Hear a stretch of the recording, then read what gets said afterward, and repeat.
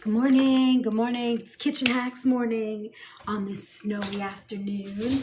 How's everybody? Hey, Carrie. Hi, Kimberly. How are you guys? I'm just getting ready for our kitchen hacks so that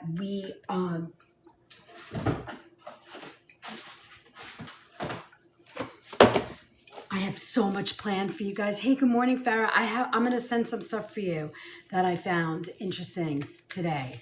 Between today and tomorrow, I'll get it out to you. How's everybody doing? Are you guys still snowed in? We got our snow last night, only 4 inches, so it's not too bad. Good morning, Kath. How are you?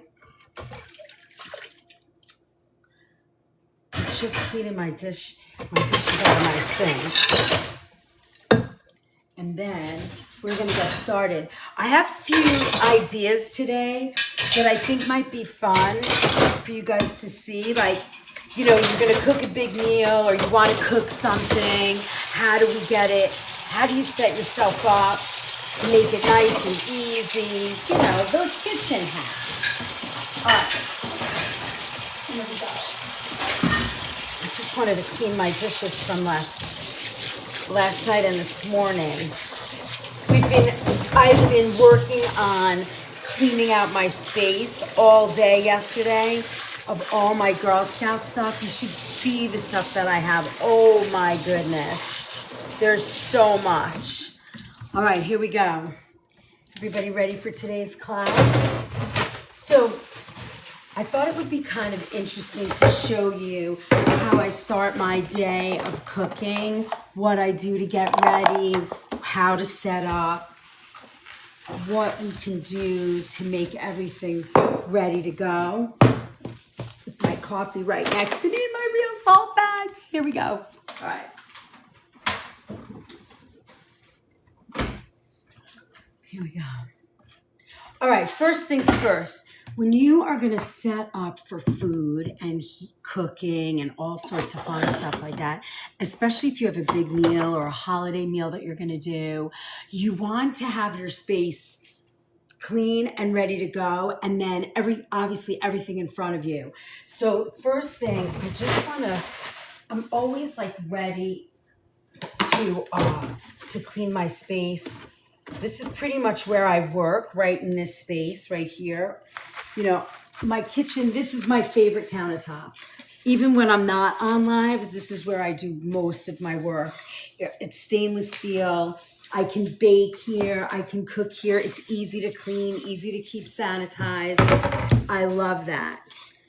And, you know, even though most of the time when I'm cooking, there's stuff everywhere, this is the place. Now, when you're working with a cutting board, you want to make sure that, yes, I'm ready. You see how your cutting board's like sliding all over? So while I can't do this at work, you can do this at home. And still chefs do it all the time at work, but you take a little bit of water on a nice clean towel. Gonna be a hot coffee day, yeah, for sure. It's cold. And you wanna put your towel down over your cutting board. Now, keep in mind, you can't do that in a professional kitchen because and that's why you don't see me do it a lot here when I'm working. But this keeps your board from moving and sliding, especially when what's somebody making? Milk morning whippet, yeah. Yes, for sure. You got 5 to 6 inches after highs of 50s. Oh gosh. Yeah. The weather changed very quickly the last couple of days, right? It went from like freezing to now it's, you know, cold and then free, whatever. It's been back and forth. All right. So, okay. I missed that. Okay. All right. So your board's right in front of you like this, it makes it really nice. So if you've, and I was thinking, if you ever follow a recipe and you see like, oh my God, this came out bad. Sometimes it's just technique or one simple thing. We're going to touch on flavor like we did last week too.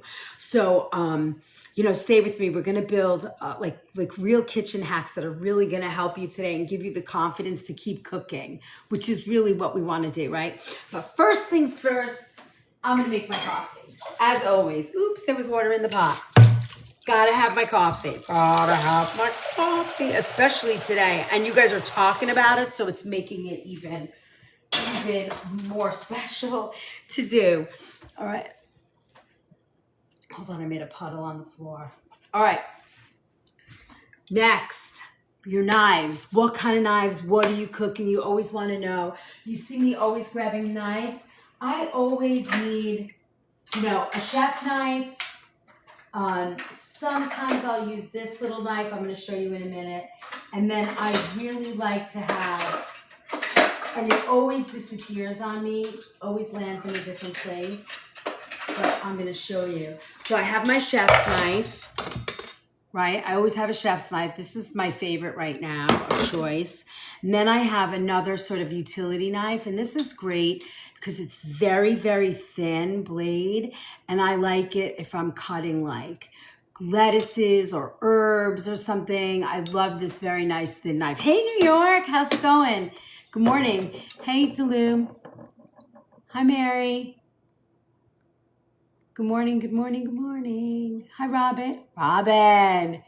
Hi, Kimberly. Pre, what's going on? Did you get through your notes and all your recipes and stuff? Did you look at it? Did you love it? Hey, Ryan, good morning. We are working on knives and kitchen hacks this morning. I'm so excited. All right, so I have my knives out, and then I do need my paring knife, which is probably my all-time favorite. And it disappears from time to time and winds up in a different place. Oh, I have this yucky one, but we'll try that. I don't see where it went. I don't see it. All right, let me look back in here one more time. Oh, found it. Gotta have it. And it's, if you're going to do a lot of cutting, it's good to have a steel with you. I don't really need this today, but I'm just showing you if you're doing a lot of cutting. So do I need all these knives? Probably not, but I love to have them near. The other thing is, if you're going to do a lot of prep work, like you're cutting vegetables or you're dark chocolate. Kath, you're really into the hot chocolate today, huh? And you are going to cut a lot, you'll notice that a lot of times I will have a bowl. I have a pretty big sink.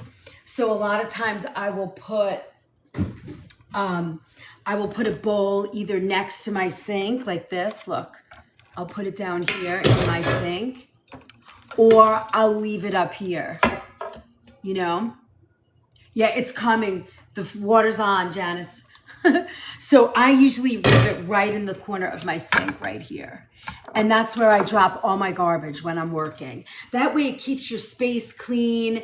You don't have a lot of clutter. Now, I know you see me with a lot of clutter, but it's when I'm cooking, when I'm not cooking on camera, I think my space is a little bit neater and more organized because I don't have to worry about the chat or look at what's going on or any of those things. Oh, we failed to see one today.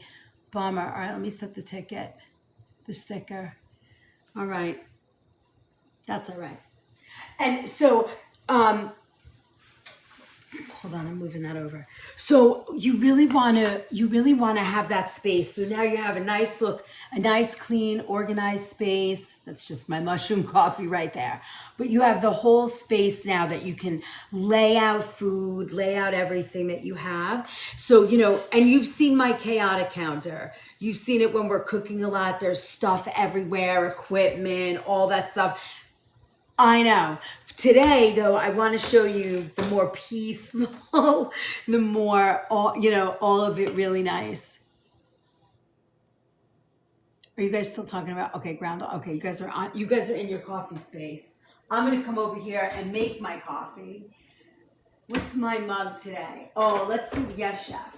We need my Yes Chef mug. Or should I, oh, you know what? I'll use my mug, Chef Liz mug. I have all fun mugs that I can use all the time. All right. Uh-oh. Work is calling. Let's see what's going on.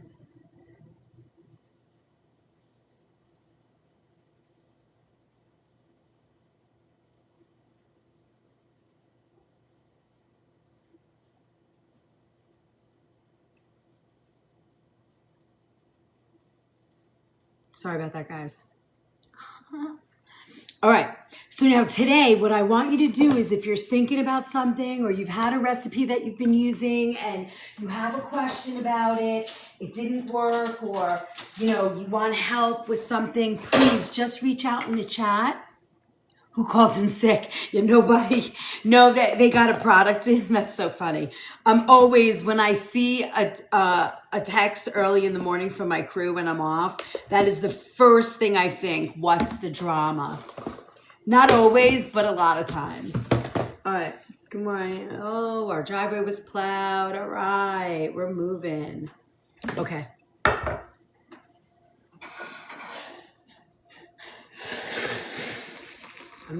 I'm making my coffee. This is my mushroom coffee in my Chef Liz cup. You can get one of these Chef Liz cups. Okay, I've got something for the, oh, come on with that. Go find your own mug.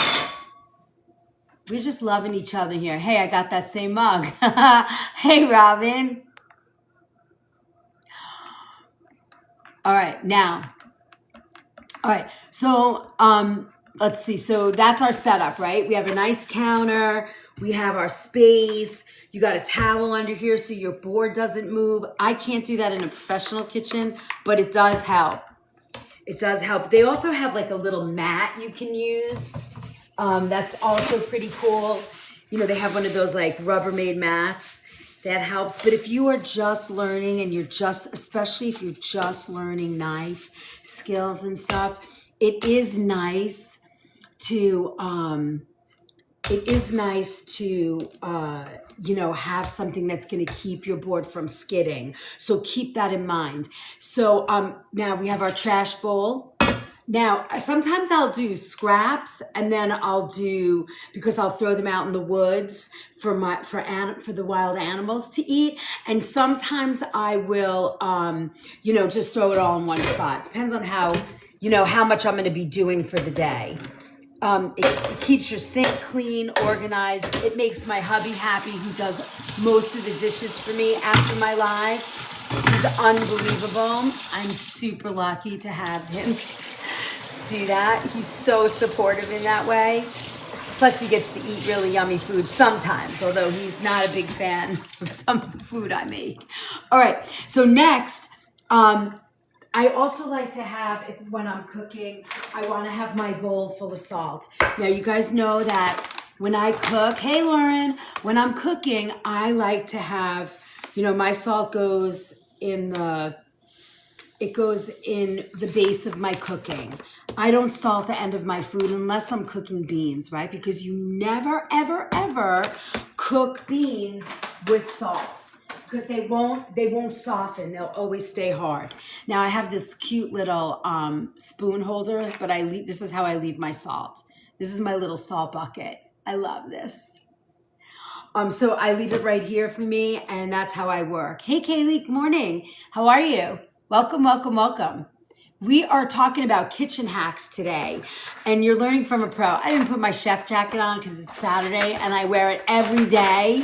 So I'm like Saturday and Friday, I don't feel like having and a towel, some clean towels. I always like to have my clean towels on hand, and usually I need a bunch. I like to use these for, for cleanup.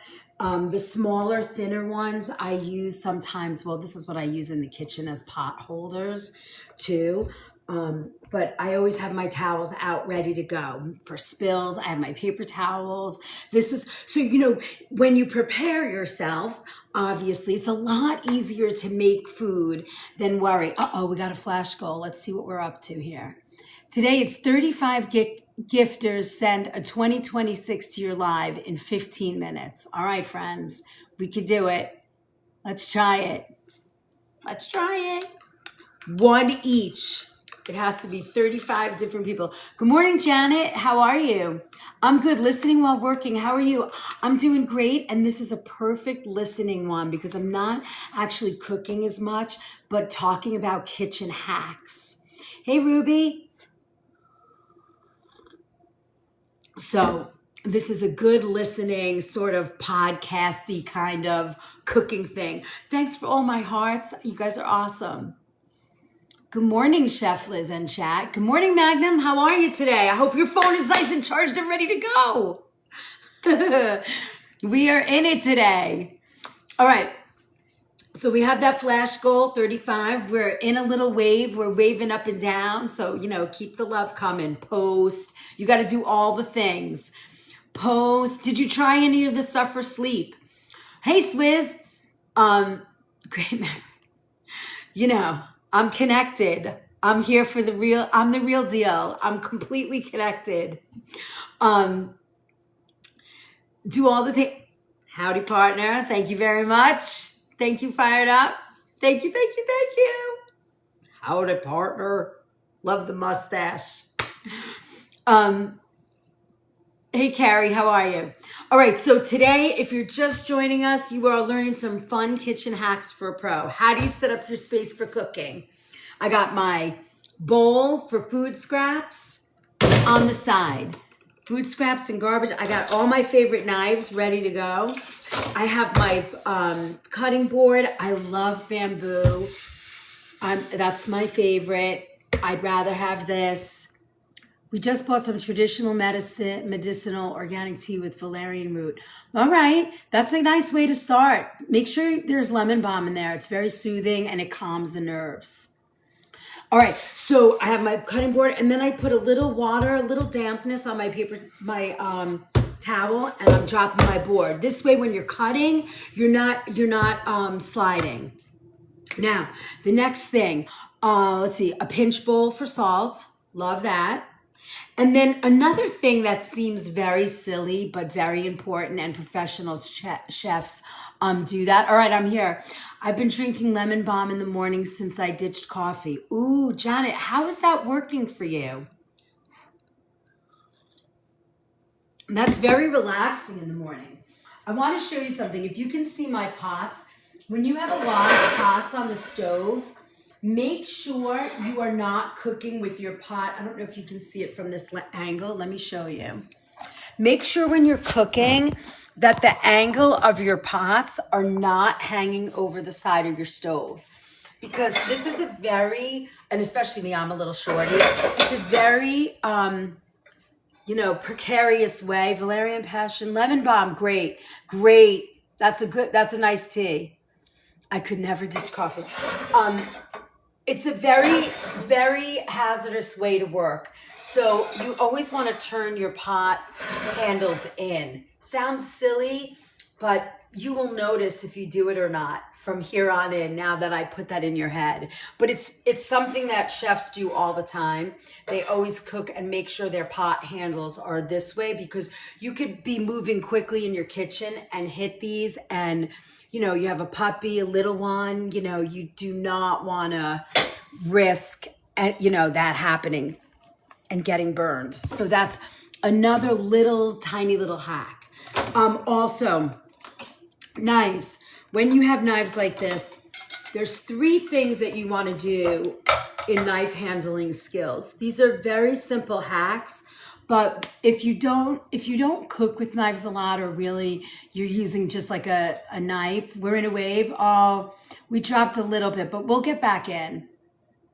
It's just that tapping and sharing and all the things while we're in our wave. Okay, so when you have a knife, when you're walking anywhere, they're at your side. They're always at your side. You do not walk around looking at your knife, swinging your knife. We don't do that, right? The other thing is when you hand a knife to someone, you hand it in this direction. That way they're grabbing this part. Sounds silly, but people don't know that. I've been handed knives in the kitchen like this. I'm like, dude, don't do that. So it's always from this way, right? Take it out of your hand and you spin it around and you hand the knife. The other thing is you never, ever, ever put a knife in your sink, ever. Now, in my home, my family knows I either put my knives here on the side of my sink or I stand them up on my rack, and I'll show you. If you don't think, this is bleach, but if I'll do this, but really that's a no-no in a kitchen. Why is that? If your sink fills up with water, if your sink fills up with water, if you tend to rush or you have a lot of dishes, now we're in the wave right now. We put my puppy.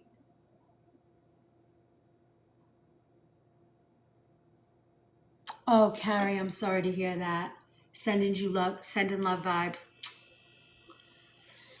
When you, so that way, nobody gets cut. I have a cut here on my finger. Somebody in my kitchen stored a knife in the wrong way. So it happens in my kitchen too. I am not, talk about spicy chef. When the knives are in the wrong place, I'm not good with that. Makes me very upset.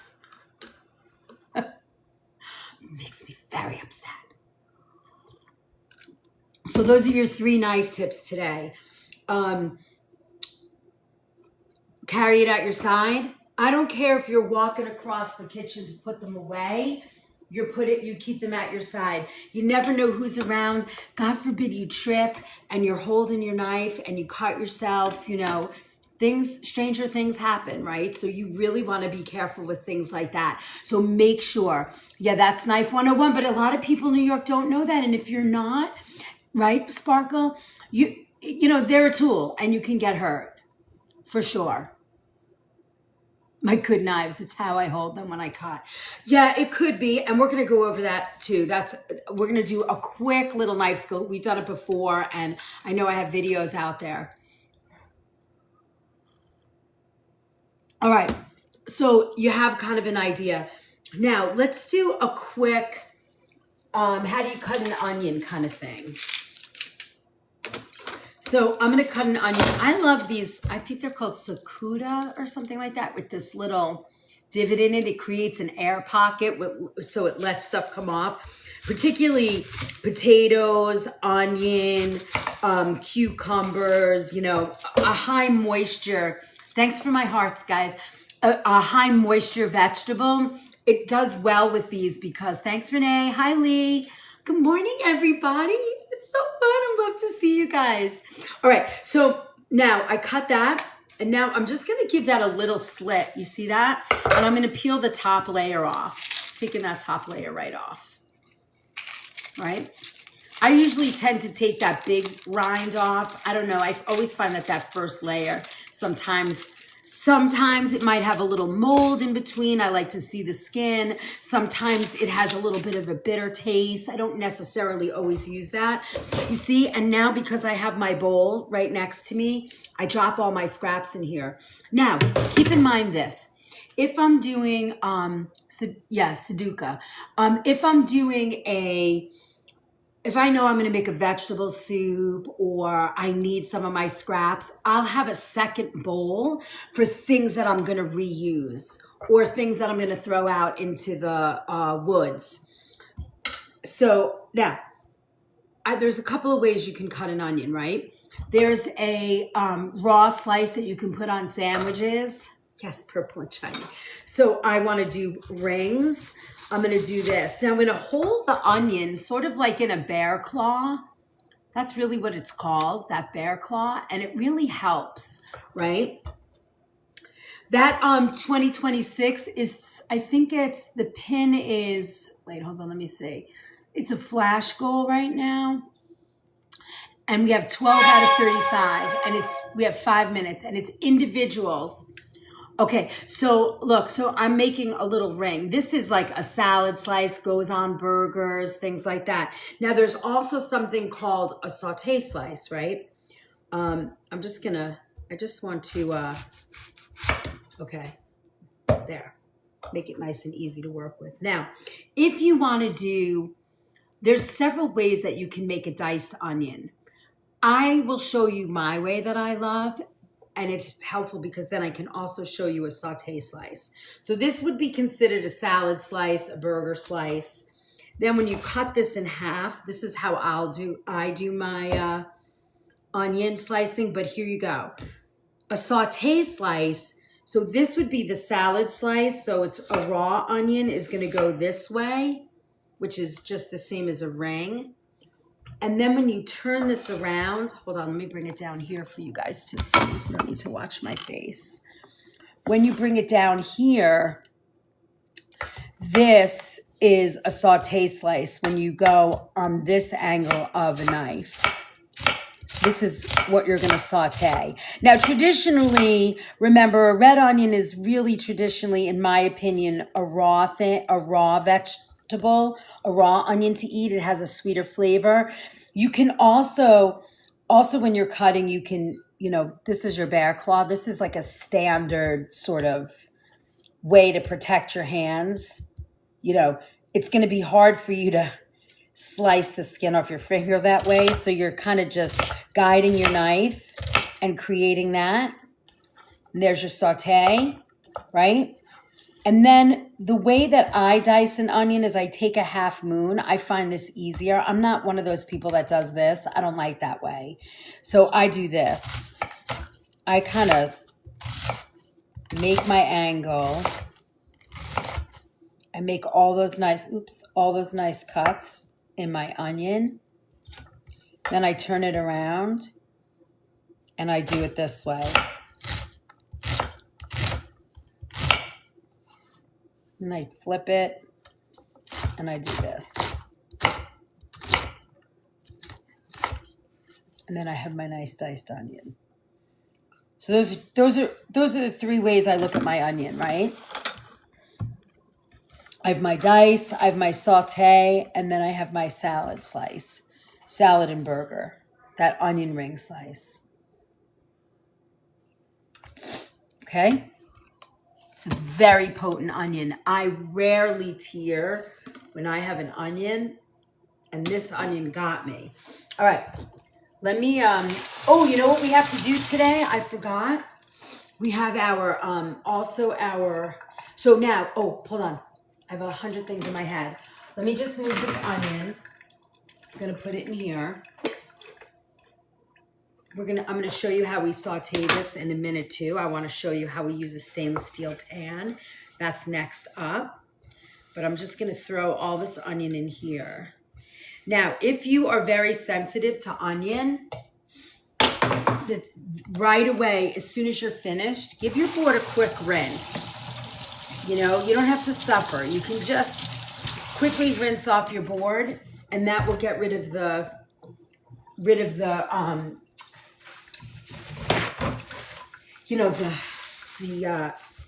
I don't know what you call it, but whatever, the smell of the onion or the oils of the onion. I don't know what causes that. And you can also rinse your eyes with water.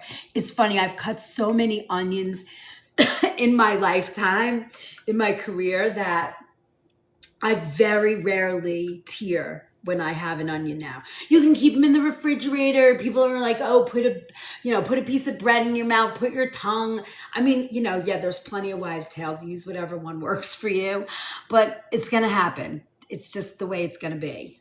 So get somebody else that you make your kids do it. All right, I'm drinking my tea, my coffee. Let me do another sip. Wet paper towels next to your. I mean, there's all kinds of things. Goggles, right? You could do all that. It's gonna happen. I rarely cry. Yeah, I mean, for people that, like you see, it went away pretty quick from my eyes, but I rarely tear from my from onion cutting. Maybe it's because I don't do them anymore. My crew does them. I don't know, but even when I'm working with 1 or 2 onions, I don't usually tear up. It's just for me doing it for so many years. Let's get it done. Just tell someone you saw a sad movie. Yeah, exactly. Well, it's kind of fun because I got wonderful guys in the kitchen, and whenever I see them crying over the onions, I can't help myself. I'm like, wah. They're like, thanks, chef. All right. Now, stainless steel rule. If you're cooking with stainless steel pots, as you should be, right? If you are cooking with aluminum pots, throw them out. Do not use them. I don't care if they were your great grandmother's, your favorite auntie, the best chef in the world. I don't care. Do not cook with aluminum pots. Do not cook with Teflon. If you have Teflon pots, I don't care how much you love them. If there is a little tiny nick in them, you are getting poisoned. Stop using them. I'm going to have to do a PSA for that. I'm going to have to do a video. I just thought of it. A one-off video we're going to do. Please don't use. Please, please, please don't. Especially if you're now buying just 1 cabbage for the 2026. Oh, I love the tear up. I think it's a sign of good organic gas. Yeah, exactly. How about ceramic? I am... Who were we just talking to on here? I think a woman's name was Michelle. She alerted me to the fact, I love my Le Creuset. And now that I got that 411 from her, I'm like, oh, is it bad for you? I don't know. So I have stalled on looking it up in the Environmental Working Group or Cornucopia Institute, which are my go-tos for, they are scientists, they are true to the cause, and I just don't want to know. I'm being honest. I just don't want to know because I love them too much and they're not scratched. So Gabby, I'm sort of on the fence. I really am. On the summer boat, aluminum is used all the time. First thing went out the door when I came around. Yeah. I know, I don't want to know anything bad about Le Creuset. Stop. I don't want to know. I don't want to know. I'm going to have to know, but not yet. One day. I love that Magnum. Good. What's for breakfast today? All right, let's go over and look at our, I want to show you. So I don't know if you guys saw my video so I use the All-Clad. I use All-Clad. These are stainless steel and they have an aluminum core. They're rated some of the best pots to cook with. I love them. I've had this same set of pots since I left cooking school. I'm going to mirror you guys just so that stuff's out of my face. Let me see. I love cast iron. They're always on top of my stove. These are my 3 favorite cast iron pans. I have a little one. I have this beautiful flat one. And yes, oops, I almost knocked myself out. Lodge, my favorite. And then my big one. I love this. All right. I have the Dutch boiler too. The Dutch oven for camping and stuff. I love it. You can give them to me. Felicia, I wish you lived next door. We cook all the time. Roasted potatoes with onion and garlic with a bacon and goat cheese omelet. That sounds delicious. They're too expensive. What's too expensive to throw out? Oh, the Le Creuset. I know. And I just bought one. And this is my Le Creuset grill.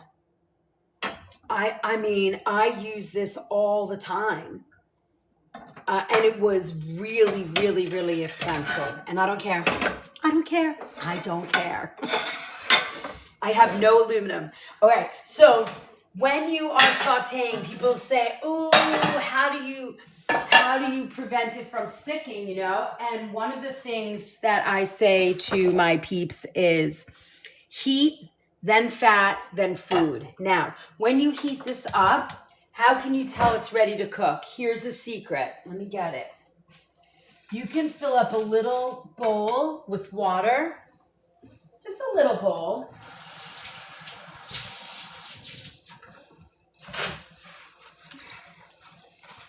You know, put a little bit of water in here. And when it's perfectly hot, you will know, because when you put water on it, it will bead.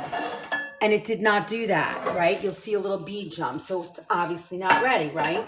Now, stainless steel takes a little bit more time to heat up too. How do you stop things from sticking? Yeah, we're gonna work on that right now. It's the heat. It's the heat of the pan. And you need enough fat too, right? You gotta cook with fat with stainless steel. Where's my Earl?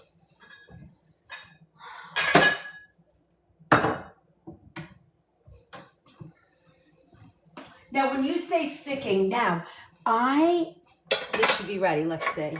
I have a little water. Oh, did you see that? Hi, Evie. We're doing kitchen hacks. Watch. You see? Now you know it's ready with the oil.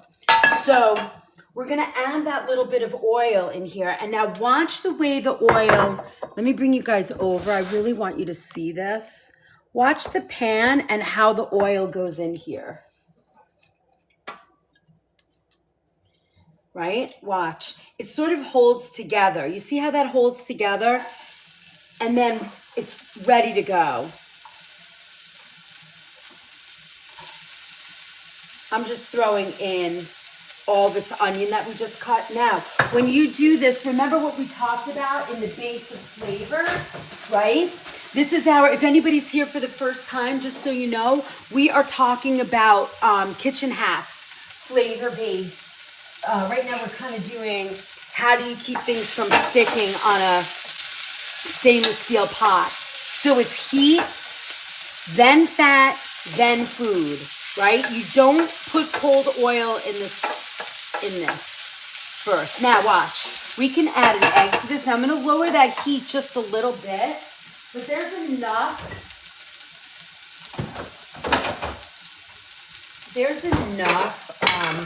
Oh, and you know what? I want to say to you guys, I don't know about you, but when I go out to a place to eat breakfast and I order an omelet or something with vegetables, I cannot stand, and I don't know how you guys feel about this, but I cannot stand when I get an omelet and the vegetables are not fully cooked. Drives me bananas. I don't know about you guys, but you guys know what I'm talking about? My omelet eaters out there, do you guys know exactly what I'm talking about? Drives me nuts. So when I cook eggs for people or omelets or something, I have to have my vegetables cooked. And I'm very, very serious about it. Hold on, I want to see if I have, good, I have like 1 or 2 mushrooms. Just a little bit of mushroom I want to put in the pan. And then I'm going to show you how I make the eggs. Hold on, I'm just cutting up my mushroom a little bit. And we're going to do like Magnum. We'll do a little goat cheese too. So I'm just putting this in. And now at this point, I'm going to add my little pinch of salt.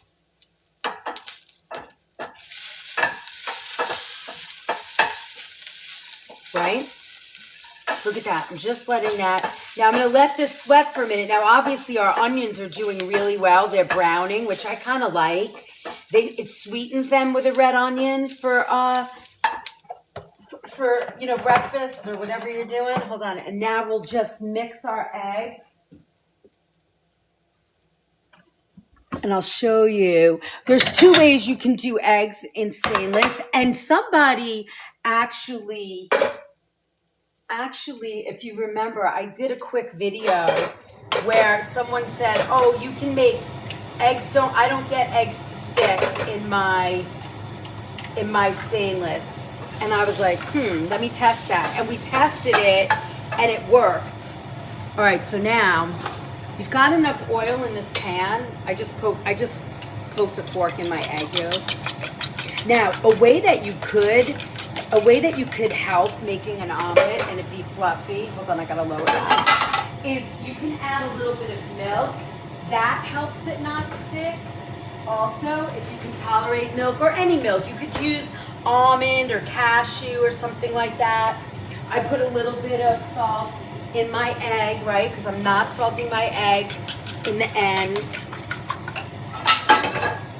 All right, now let's pray this works. Looks like we got enough. Ooh, you know what we can add to this? That'll be yummy. Let's add a little ghee. Remember our ghee that we made the other day? I showed you guys. What was that for? Was that our kitchen hacks? I think that was our kitchen hacks.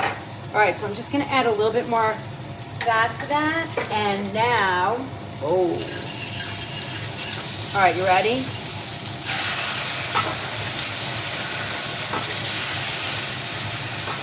All right, let's pray. Let's say a prayer. This works. Oh, it's gonna work. I see it. All right.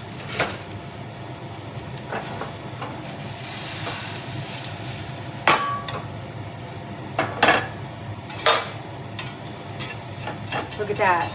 You have enough butter in here and enough fat that this is not gonna stick. You see what I'm doing? I'm just trying to get some of that egg out. Now watch. We'll add a little bit of goat cheese to that because we love goat cheese.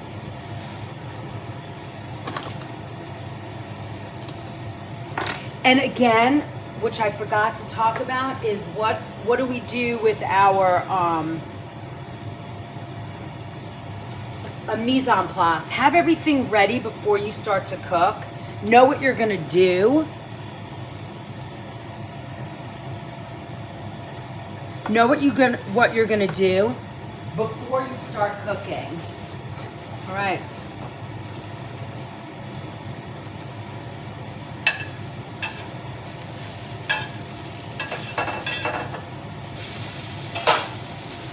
It didn't stick. Did you see that?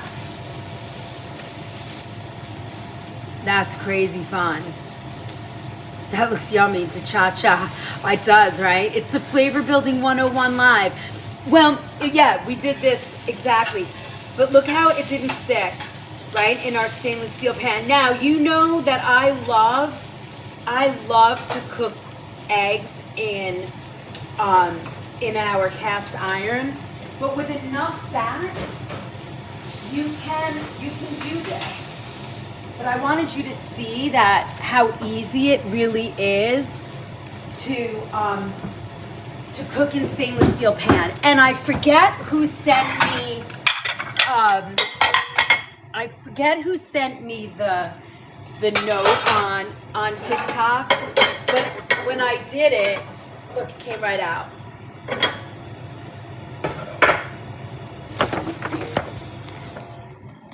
See how easy that was? So there, you can do it. Was that goat cheese? Oh yeah, it's goat cheese. Oh yeah, goat cheese. All right. Love that. Look how easy that was. Now, remember, I don't salt this. This is salty enough. This is salty enough. You don't have to add salt to this.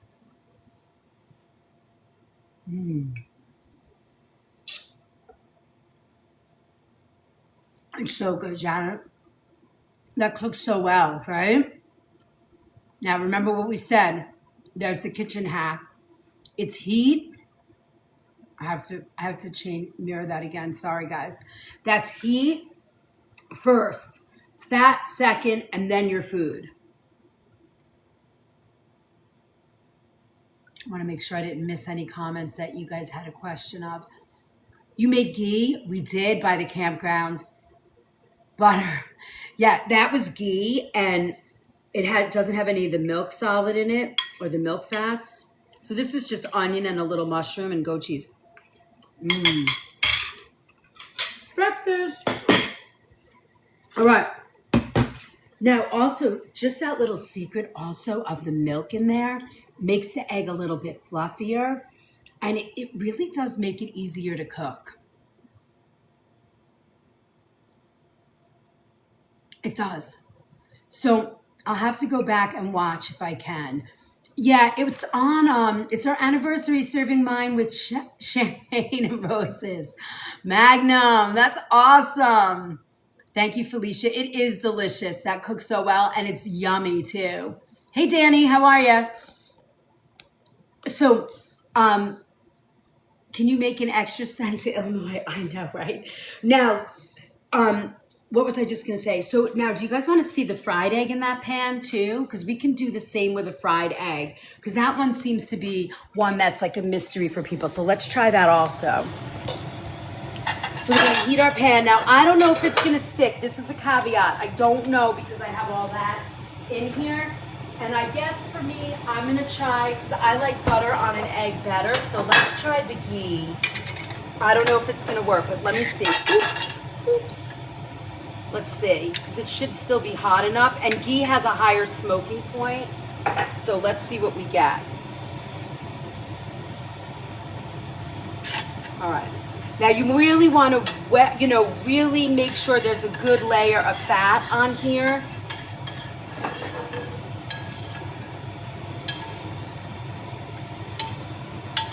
All right. That's a pretty nice layer. And then we're gonna put it right in the deepest part of where the fat is.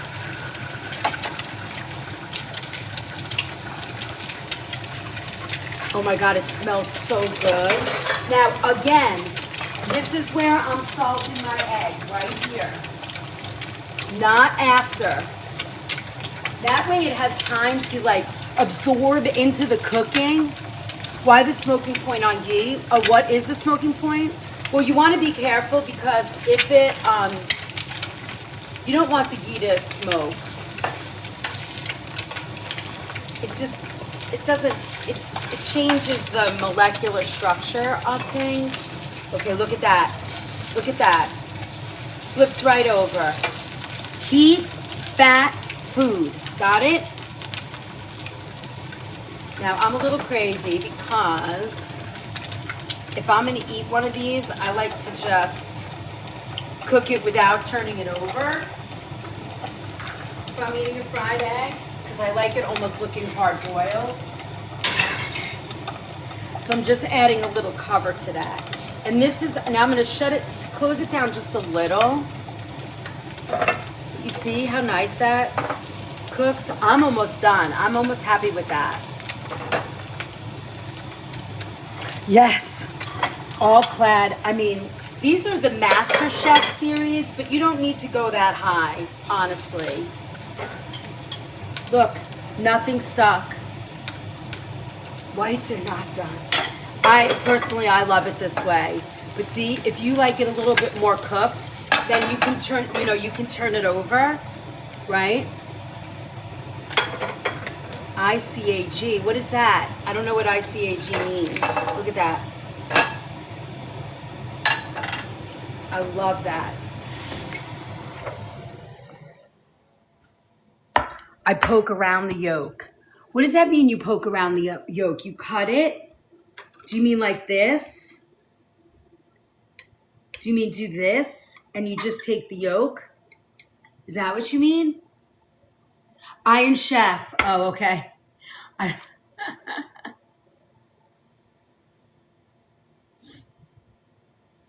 What is the definition of sunny side up egg? Is it slightly undercooked?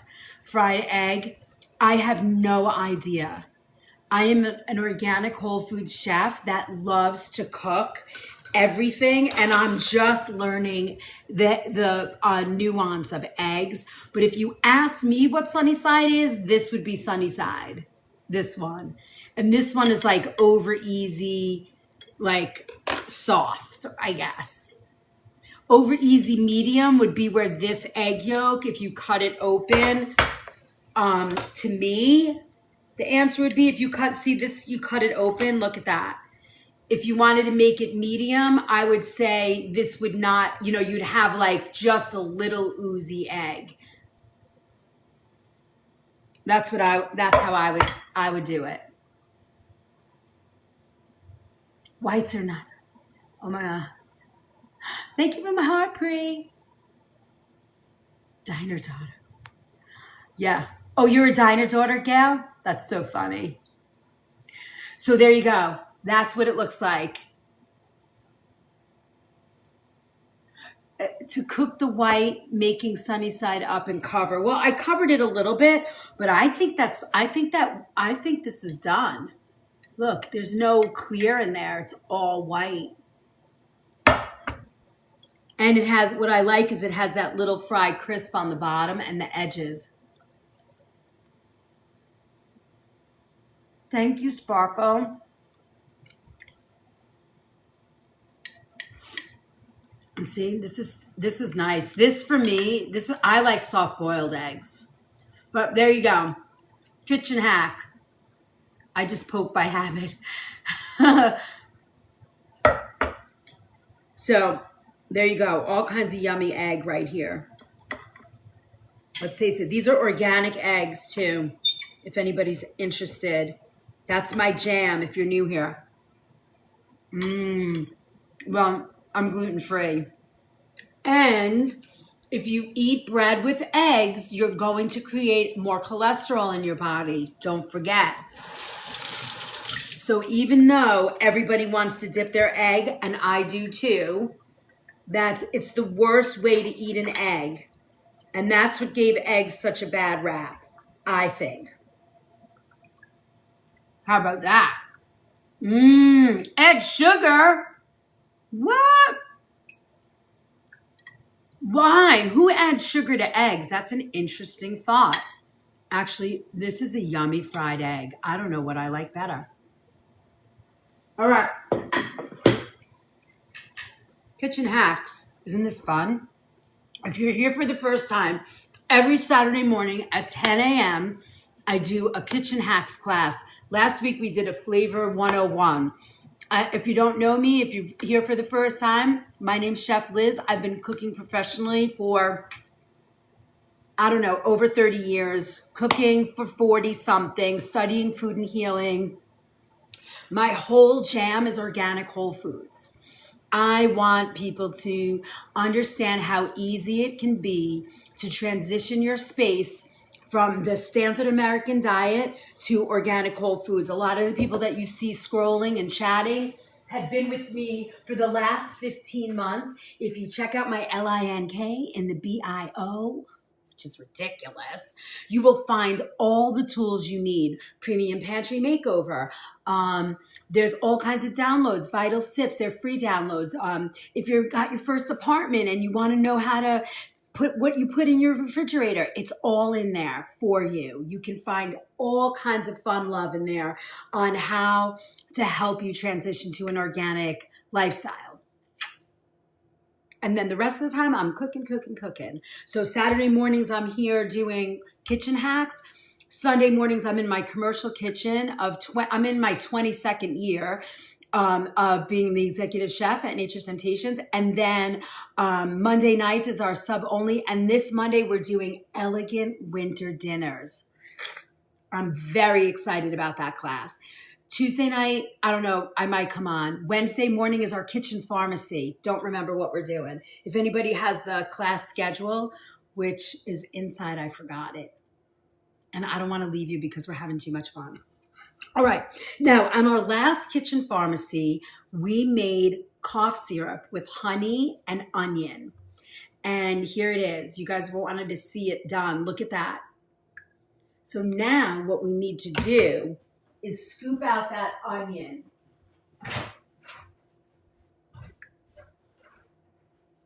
So if you have a bad cough, it really wasn't that hard. I took organic honey and organic onions, sliced the yellow onion, and ooh, that is beautiful. All right, let me see if I can find, all right, this one, because I found it first.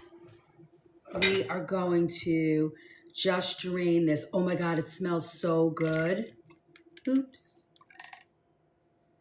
We're going to drain this, and this becomes our cough syrup. So if you have a bad cough, we did congestion and cough the other day. And I said, oh, I would do this so that we're doing a little quick commercial break with straining our onion. So all this onion now goes in the garbage. You don't use it. It's a yellow onion. Do you use red onion? No, Kath. I used just a regular yellow onion. Could you? I'm sure you could. I'm drinking my coffee, TikTok. In here is Manuka honey and a raw amber honey. If you don't have organic honey or Manuka, I would encourage you to use either a local honey supplier, because you know it's going to be good. And but please don't buy like Golden Honey or like any of those brands that are buying, that's not the honey that's going to be medicinal. You need a raw, organic Manuka. I wouldn't use all your Manuka either. I would use like a small amount of Manuka honey, which is what I did in here, and then a raw amber. And this makes a wonderful, powerful, very, very soothing cough remedy. Now there's a little bit of honey in the bottom. That's all I'm going to use out of that. And there you go. I'm just going to rinse this because I don't want sticky honey all over. But this will last right through the cold and flu season. And the minute you get that tickle, a teaspoon every hour is wonderful. Now, the way that you would do it, and I don't know if it's obvious, but I want to show you. If you're going to take it, right, you can take your teaspoon. It's really oniony, delicious. You can take your teaspoon like that, and do not double dip. There's digestive enzymes on here. It will turn your syrup, and you'll have all sorts of problems. So you take what you need, and that's it. There you go. Now, I could leave that longer. You can leave it up to like 10 days. No, that's not true. 5 days. This is 4. Wednesday, Thursday, Friday, Saturday. 3 days. This one's 3. 3 days, 3 to 4. No metal spoon. No metal spoon. Never heard that, chill. I mean, it's stainless. I've never heard no metal. How come it's so loose, being that you're using... Wait, hold on. Honey. Good morning. Hi, Lana. How stored? I always hear not to use metal in anything with honey. Interesting. Never heard that ever.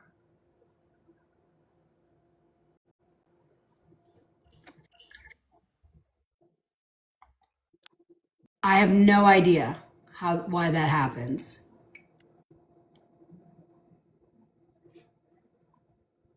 Hi, Sandstar. No metal spoons. Yeah, I don't know. I would have to look that up. I have never heard that. How do you store this? You could put it in the refrigerator. Is fine. Why it's loose? I mean, I think because you're drawing all the liquid and the moisture out of the onion makes it like that. It was very, very thick when we first made it.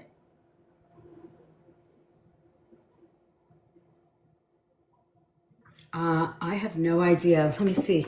Let's see if we can look that up real fast. But it's very soothing. And I have that in my kitchen pharmacy recipe vault. We have all of our kitchen pharmacy in our vault in the LINK at the BIO. Ridiculous. Join us on YT, Book of Face. All our replays are on YT. We have a beautiful community that's extremely active here on TikTok and the Book of Face. We're all over now. So it's great. All right. Let's see what else. Do you soak the onions overnight? Viviana, I did this Wednesday morning about this time. So it's like 72 hours. I think you can go to like Monday or Tuesday. I could have waited and drained it and made it a little stronger. Hold on. Let me see. Where am I looking?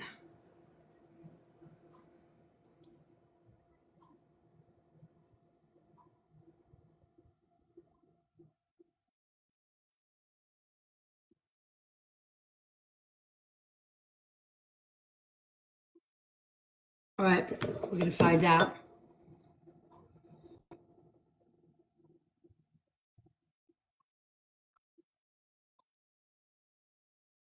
Long-term contact with metal is what's reactive. And I would say that's not about stainless steel because I find stainless steel to be non-reactive.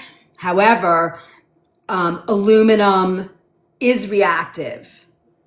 So that could be where that comes from, right?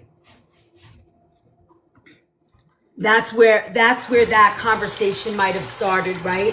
Because so many people years ago used aluminum for things, and you kind of learn very quickly that you know aluminum with anything acidic becomes like leaches the aluminum out of the into your food. So that's why you don't use aluminum, and aluminum with heat is worse, right? So is plastics. If you put food in plastic, if you microwave food in plastic, that heat brings the microplastics or the aluminum, the heavy metals into your food. Stainless steel, not so much. But wherever you can, use glass. Solves all problems. All right. Let's see, more kitchen hacks to be had. Now, guys, if there's anything that you're thinking about, like as we're talking, for you guys, I'm pretty good at watching the chat. If I miss a question, you can always, reset it and tell me, try again.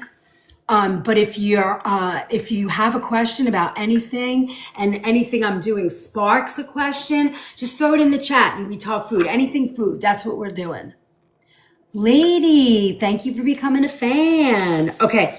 All right. So now let's see, where are we at? We talked about damp towel under your board, prepping. You did the water test drop. We talked about that. Stainless steel, heat, then fat, then food. Heat, then fat, then food, and nothing sticks. No, Ruby. And I will tell you, as a chef in a deli, in a prepared food department, the worst thing that I have to deal with is packaging.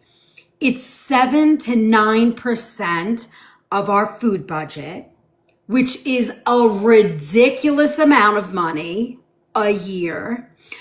And we are not allowed to ask people to bring glass in.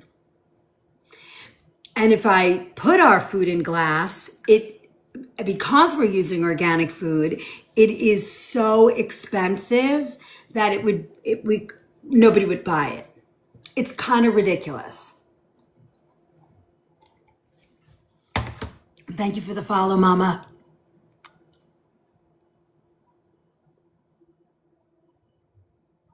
Yeah, we can't say any of the real stuff anymore.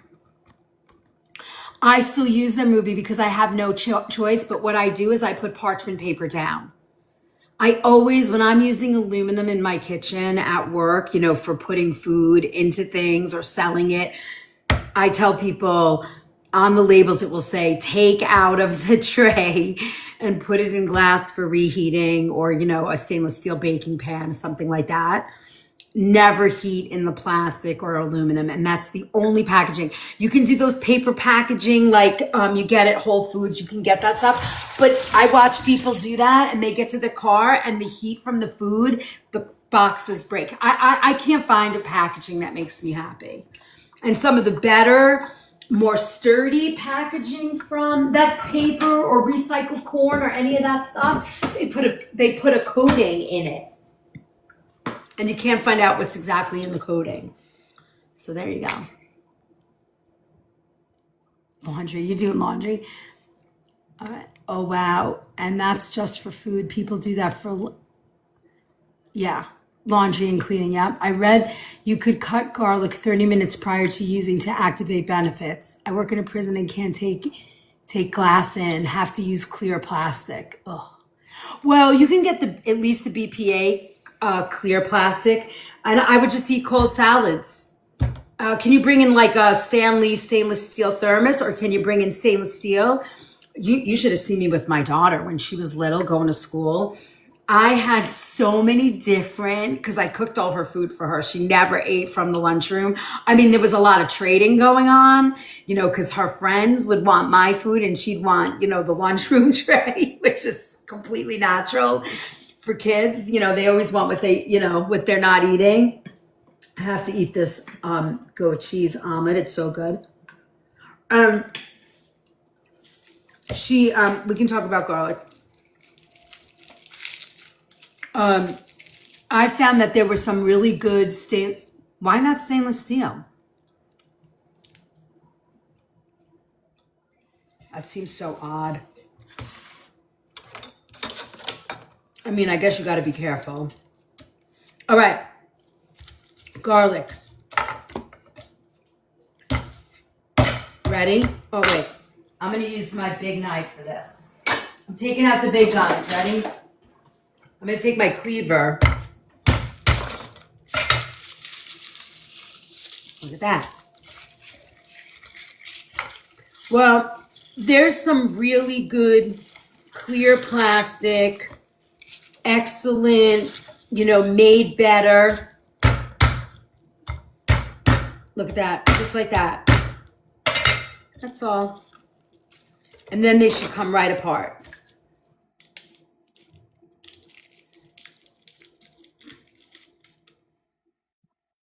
Oh, gotcha.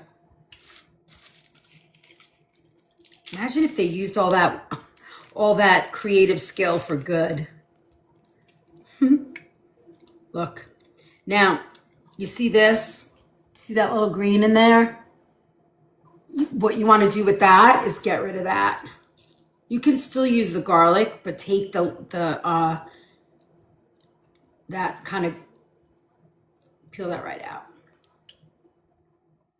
Drop that. You can still use the garlic. It's okay. This guy's done. He's no good.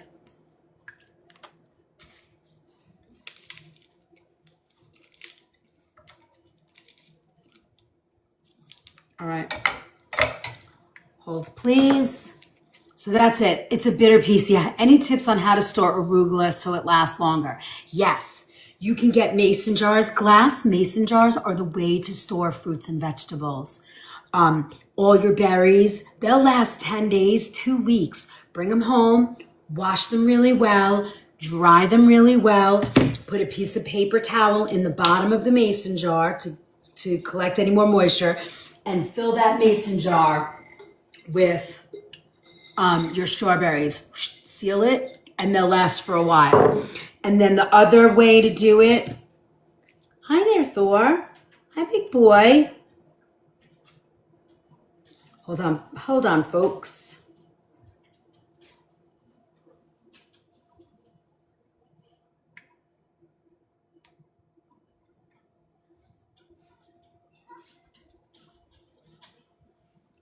All right. Hi, come here, buddy. Okay, that's how I store strawberries. Thanks. But you can do that with arugula too. And honestly, if you get the ones in the box, like, oh, look, see, I want to take that out.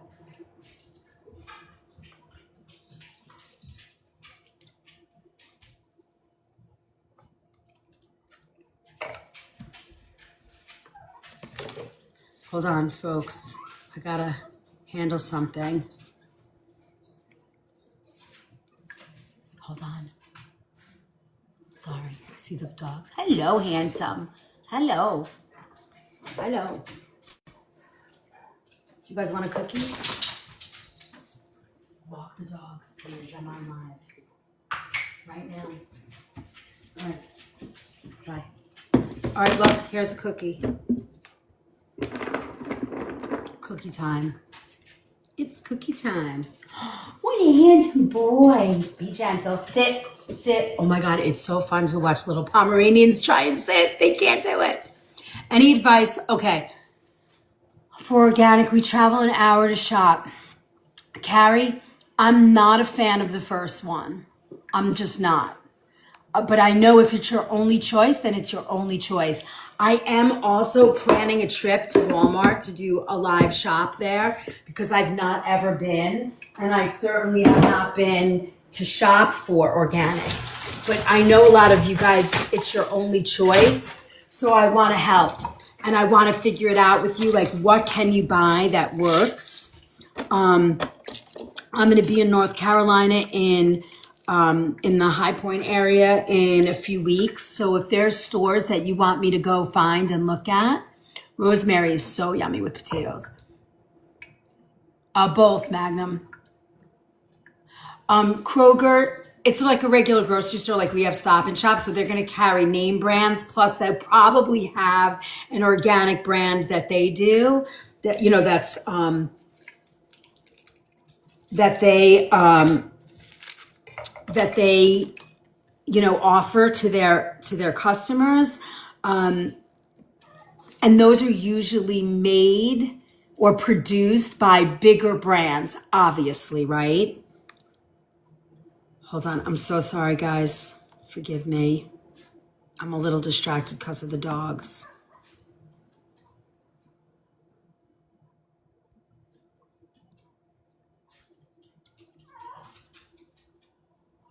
Sorry.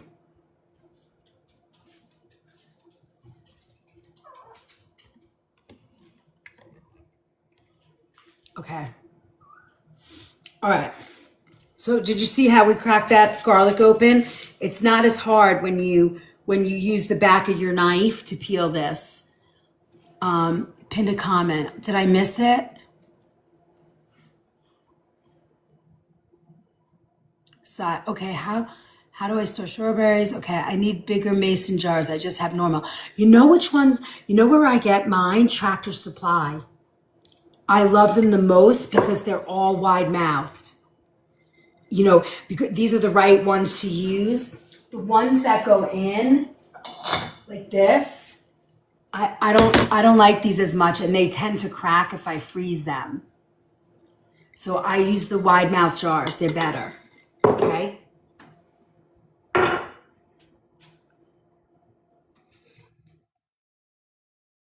All right.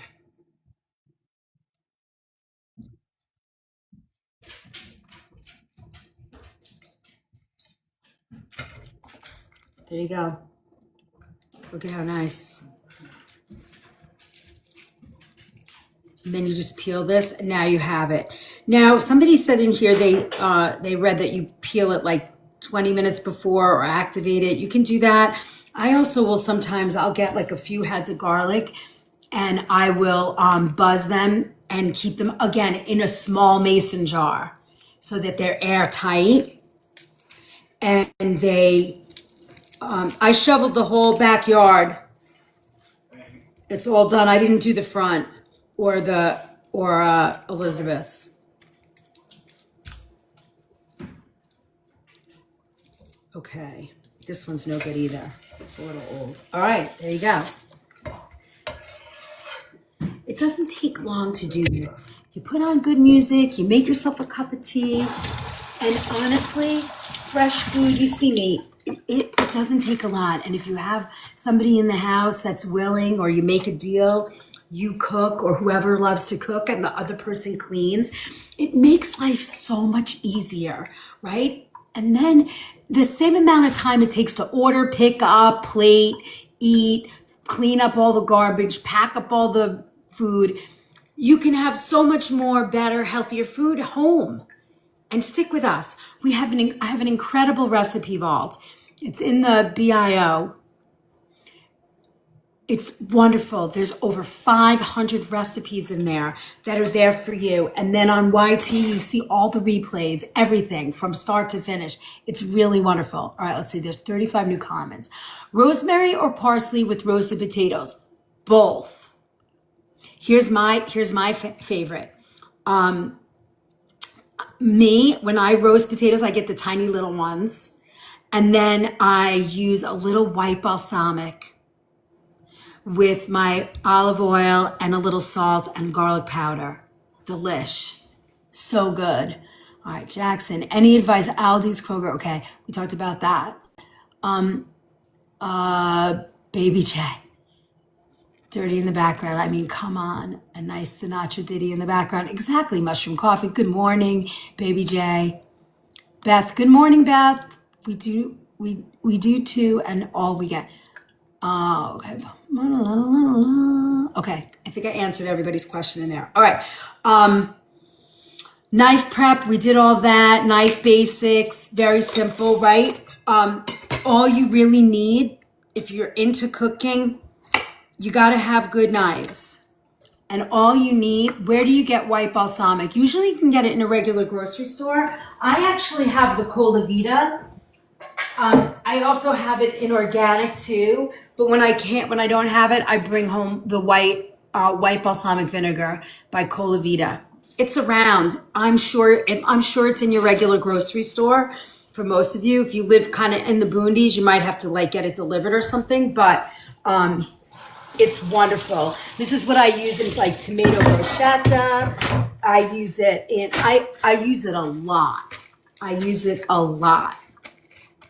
I found it at Albertsons. Okay. I'll have to look for it today. You're going to love it. If you love to cook and you like roasted potatoes, I put it on salad dressing. I put it in bruschetta. I use it a lot because you get the same flavor of balsamic. Wherever you love the flavor of the balsamic, it works wonderful, but you don't get the darkness. So if you want to make a tomato and basil salad or fresh mozzarella and you want to have balsamic in there, but you don't want that flavor, you don't want that the darkness or turn the color, it's the best. All right, now, we talked about knife moves. Oh, okay, so here, you need a good chef knife. You need a good utility sort of, paring knife. This is my favorite. I do have one from Pampered Chef as well that I love. And then you always need a really good serrated knife.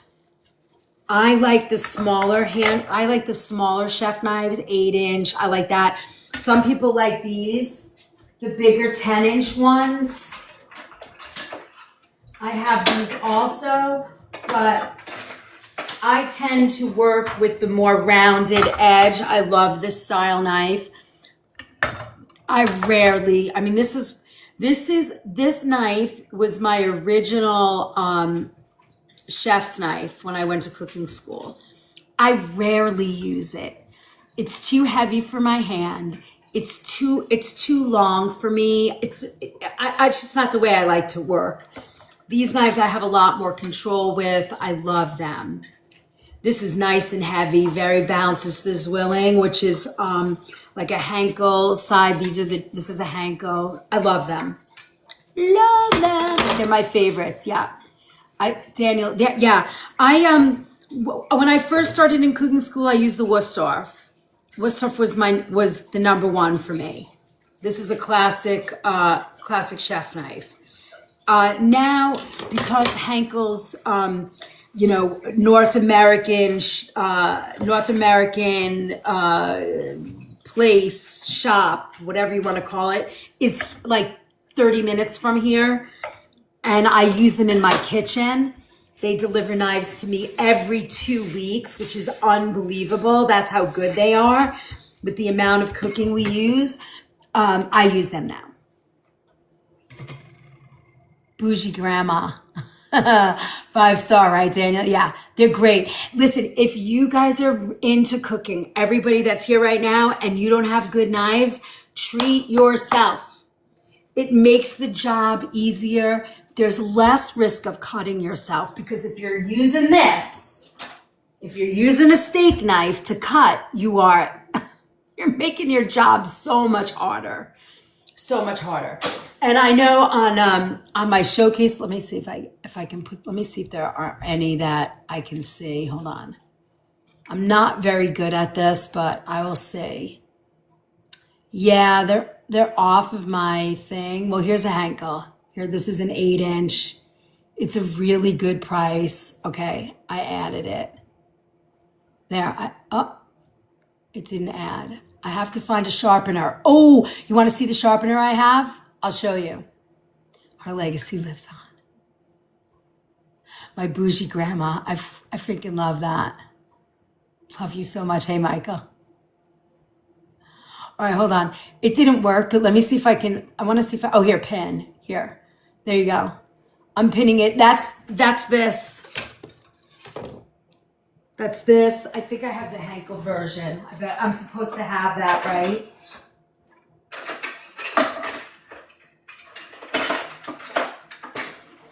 It's a great knife. It's nice and heavy, very well weighted. For 20 bucks, it's like, I don't know. It works. It works, and treat yourself. You will be so happy. Now, let me show you a sharpener. So let me leave this out so you guys can see it. And then I'm going to show you my sharpener that I use. I don't know. And I don't think I can talk about this when I have that up. So I'm going to leave that up for a minute because I don't really know how the showcase stuff works and I don't want to get in trouble. It is a bargain, right? That's what I'm thinking. I don't see them that cheap. They're nice and weighted. They're really good. Really, it's such a treat to have a good knife to work with. Hi, Carrie. As long as you show the product. Okay, here I'm showing the product. It just works. I love them. 8 inches. You know, a little heavy for me, but I use it. All right, now look. Oh, I'm not allowed to show this yet, right? Can I take that off? You guys, am I allowed to do that? Oh, no worries. Oh, you put the mason jars up? Oh, thank you.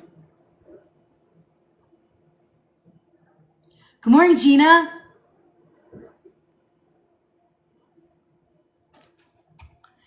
Yeah, that's it too. Oh, that's an unbelievable price for the mason jars. Wine mouth, how many do you get? 12 for $11? Wow, that's crazy. Me added product number 2. Yeah, you guys, those are actually great deals. So look, that the knife and the mason jar. I didn't even know I had them, but it's good to have because then you know. I have to unpin that for now though, because I want to show. Somebody was asking about the knife sharpener, and I wanted to show them this because this is a great kitchen hack. If you're it is a very good deal. Both of those products are both of those are very, very, very good prices. $11 for 12 jars and then the $20 for the knife. I'm actually impressed.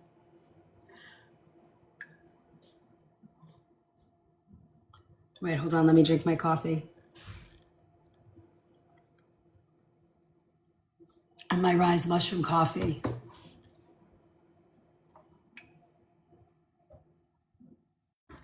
Oh yeah, this is Chef's Choice knife sharpener. Now, years ago when I got this, I'm gonna unpin that so I don't get in trouble. Years ago when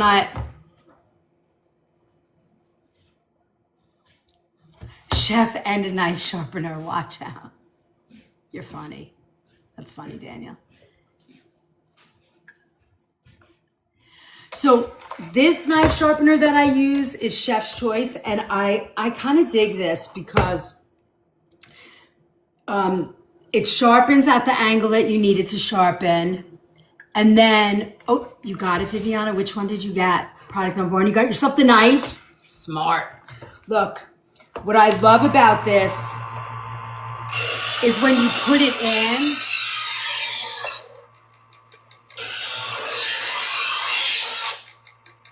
it cuts on the right angle. And it's a diamond roller. Now, I'm going to say something to you guys. I can sharpen on a diamond thing. I can sharpen on a wet stone.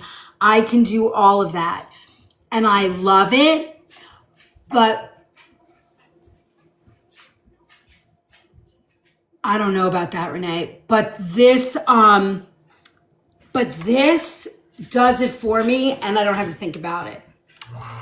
And you only have to run it by twice. This side hones it.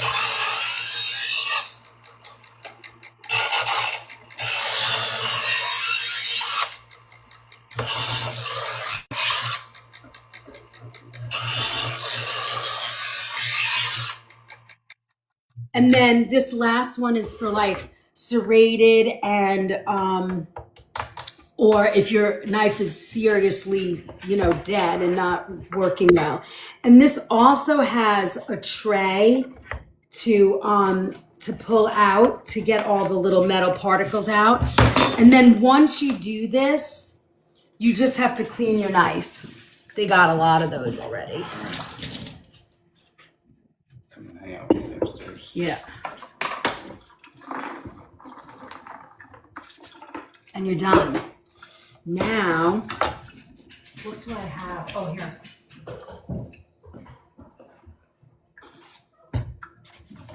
Watch. Like right through. Isn't that amazing? Look at that. Nice cut, even. Beautiful. Oh. Yes. So that's this. This is called this tool is called a steel. I actually like the flat edge. This one happens to be round. I like the one that's flat and like a carbon steel. Wow, sweet potatoes are usually so hard to cut. Exactly, Deborah.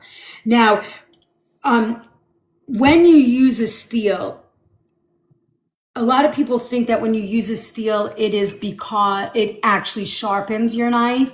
It is not sharpening your knife. What it's doing is straightening, honing, cleaning the little divots. So when you cut things with a knife, microscopically, your knife gets out of whack. It gets dull. You are, you're cutting a lot. You're using your knife a lot. I'm going to show you. And it gets harder to cut, right? So look, this is not, you see how I really had to put a lot of pressure versus this one because I just sharpened it. You can't really see it, but now instead of sharpening this, the first thing I'm going to do, because you don't want to use this every day, you want to do this depending on how much you cut. For me, I'm going to steel my knives every time I use them. So before I go on sometimes, or after I clean them, I'll steel them so that I'll hone them before I do it again. So to hone a knife, you are putting it on at the 45 degree and you're just sort of doing that, right? Those of you that don't want to cut yourself, you don't have to do it this way. This is the way I do it. All this is doing is straightening your knife. That's it. You have to learn this. You have to learn the angle so that you don't dull it more. It's usually like a 45 degree, and you're doing both sides. After you do that, you have to clean it because there's going to be metal particles on there.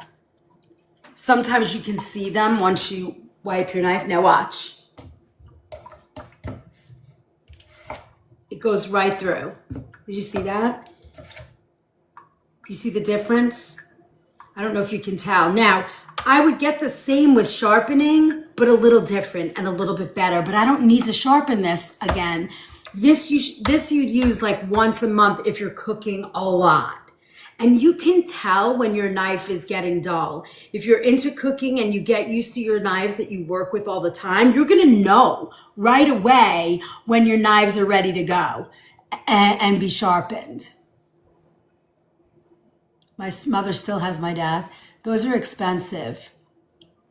Short hand movement. Can you pin that? My dad had the round one. Thank you, chef.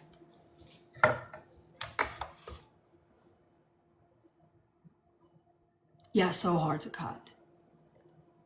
What, Viviana, what are you saying that are expensive? This was about, I think years ago, this was in the $150 range. But I'm going to tell you, put money aside if you're into cooking. You can make do with this. But if you're going to get your knives sharpened by a knife sharpener, you're going to spend like between, I want to say, $6 and $8 a knife every time you take them to a professional sharpener. So if you cook a lot, it's nice to have one of these. But at the very least, if you're going to buy a really good knife, you should have a steel. so that you can hone them.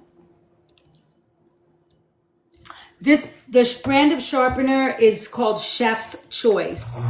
There's a lot out there, but this one I've had for, oh my God, close to 12 years, and it still works. Now I've had a whetstone. I've had like an actual wheel with a well with water in it, and it was electric, an electric whetstone.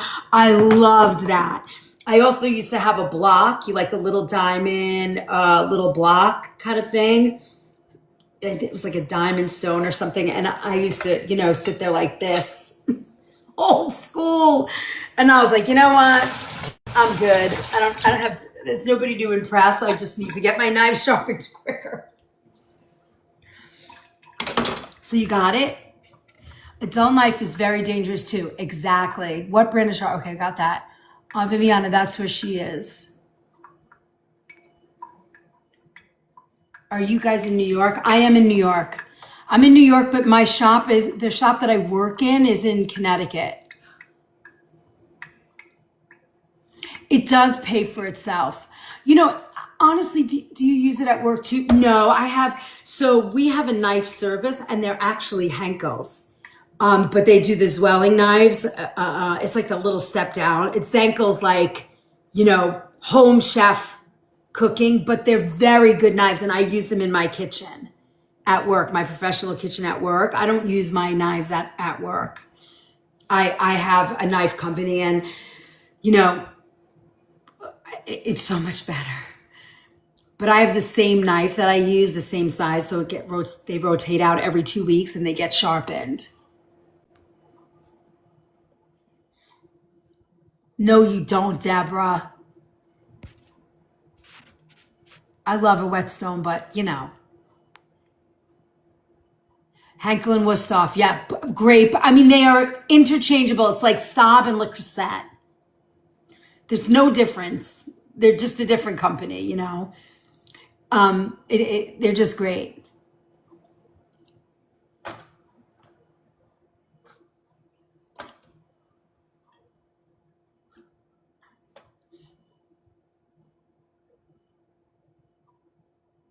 Yeah, Brenda, that's actually a great price, because I bought this, I got this, like, what did I say? I don't know, maybe 12 years ago, between 8 and 12 years ago, and paid like $150 or $145. So that's a good price. Hasn't gone up. If you use knives all the time, and you really are cooking, and you have, a lot of knives, you should have a steel and a sharpener. 100%. And really, for my home cooks that really love to cook, there's essential tools, in my opinion. Good knives and a way to care for them is essential. No? It's just like anything else, right? Sometimes I'm amazed at myself, what I'm willing to spend money on and what I'm not willing to spend money on. Now I'm in my 60s, and I'm like, I'm going to spend money on stuff that makes me feel good, and stuff that, that I can either, I don't know, pass down, or just, I mean, my nieces and nephews and my daughter, they all get my knives when I'm done, I don't know. That's what I think about.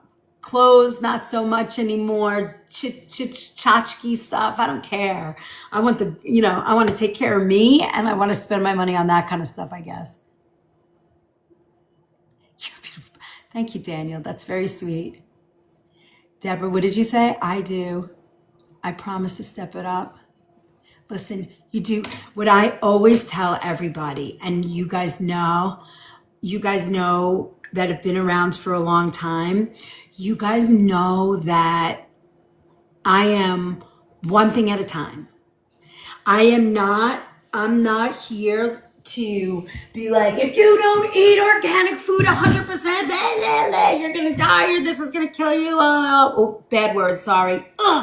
You're going to unalive, you're going to do that. I can't stand people like that. There is no reason to act like that.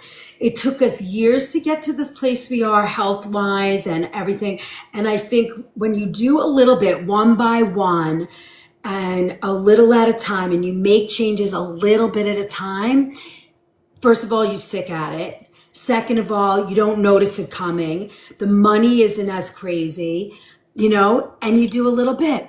Do you worry about food getting stuck in the handles? The crack in the handles of what? What are you talking about?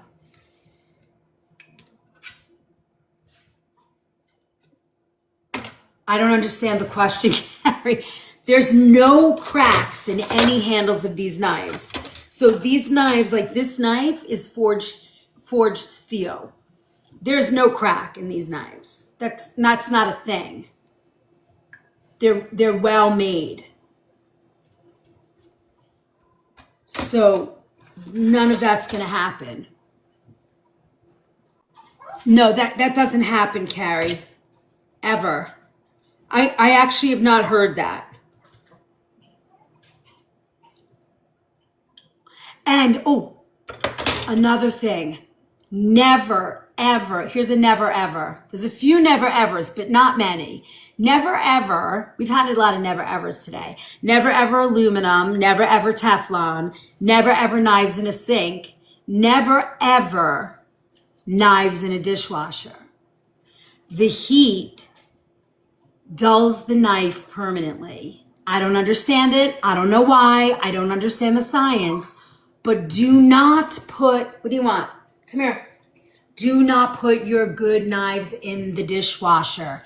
Hand wash your knives. Come here. Come here. Okay. He wants to show that he's a sweet boy. Come on, say hi. Say hi. This is Mighty Thor. Dun, dun, dun.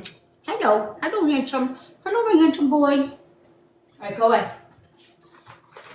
Go, shoot. You're not getting food. Oh, where the blade meets the handle? No, that's not happening. That's not a thing. He is Casey. Yeah, but he's so annoying right now. He wants stuff. Absolutely true. Never ever in the dishwasher. Yeah. Knives in the sink too. Yeah, never knives in a sink. Look, hold on. Somebody put their knife at work. You see my slash? I stuck my hand in. I was like, oh, they got spicy, chef. Those are never evers. So if you check out the LINK and the BIO, in there is a free download, the Premium Pantry Makeover. There's also an opportunity to join our recipe vault. It's like $5 a month. There's over 500 recipes in there. You'll also find my schedule. I have an actual schedule of my lives and what we're doing. So you can basically, hold on, let me see if I can find it. I'll take you in my office really quick and we'll go in there. Hold on. I think it's right on top. I see it. We're gonna get it and leave. Hold on. Got it. Here is my schedule. But before I show it and Robin freak out, I'm gonna do that mirror thing for you guys. Okay. You'll find this. This is my, it's like a little newsletter. We feature all you guys when you're cooking. We feature you here. There's a recipe of the month I put in. And then right along this side is all of our class schedule for the month of January. The new one for February is coming out next Sunday. A week from this Sunday, our class is Cozy Winter Comfort Foods. And then this Monday, we're doing elegant entrees for a cold night. Thank you for all those gifts. Thank you, thank you, thank you, Christina. You had been called out. I know. I was like, I try and beat her to it.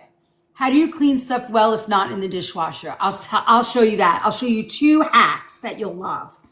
And then Wednesday mornings is our kitchen pharmacy class at 8 a.m. And this Wednesday coming up is Winter Pantry Apothecary. So you'll learn more stuff like our cough syrup. We'll do a fire cider type thing, like a flu thing. We've done them before, but you'll see it's great.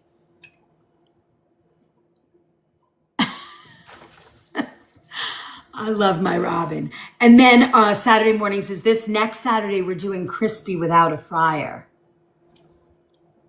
And then I don't know what's next. We have an Italian Trattoria night, the winter edition. That's coming up on the 26th. So you can get my schedule in the Book of Face or in the LINKBIO. Sounds like it needs to be a song. There was a chef who had a something. Oh, but then you have to say it. LINKBIO. I don't know. It doesn't work. All right. Sell products instead of directing customers to third party. Uh-oh. Yuck. Did you guys see that? I just got yelled at. All right. Do not, please, Carrie, do not write that. You're not, they watch that. All right. So, damn towel. Okay, prep. Oh, how do you wash your knives? So, hot soap, you can use like a hot soapy towel. If you really get, stainless steel doesn't really hold bacteria or food. So don't worry about that. Yeah, I should, right? Singing bingo. I tend to, here, let me show you. I tend to, hold on, I'll show you. Let me get a sponge.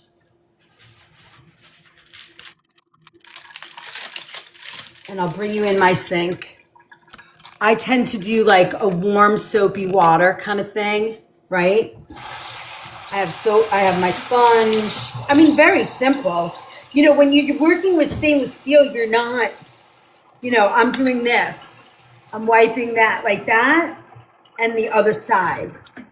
I've never had food get stuck anywhere, Thick, and I air dry my knife. I mean, if you really wanted to, like I have a non-chlorine bleach that I'll use. It's by, and I use like warm water with like, remember, if you smell your bleach, you have too much bleach.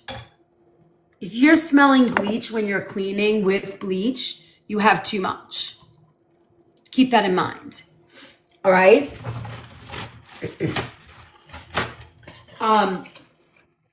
Also, oops.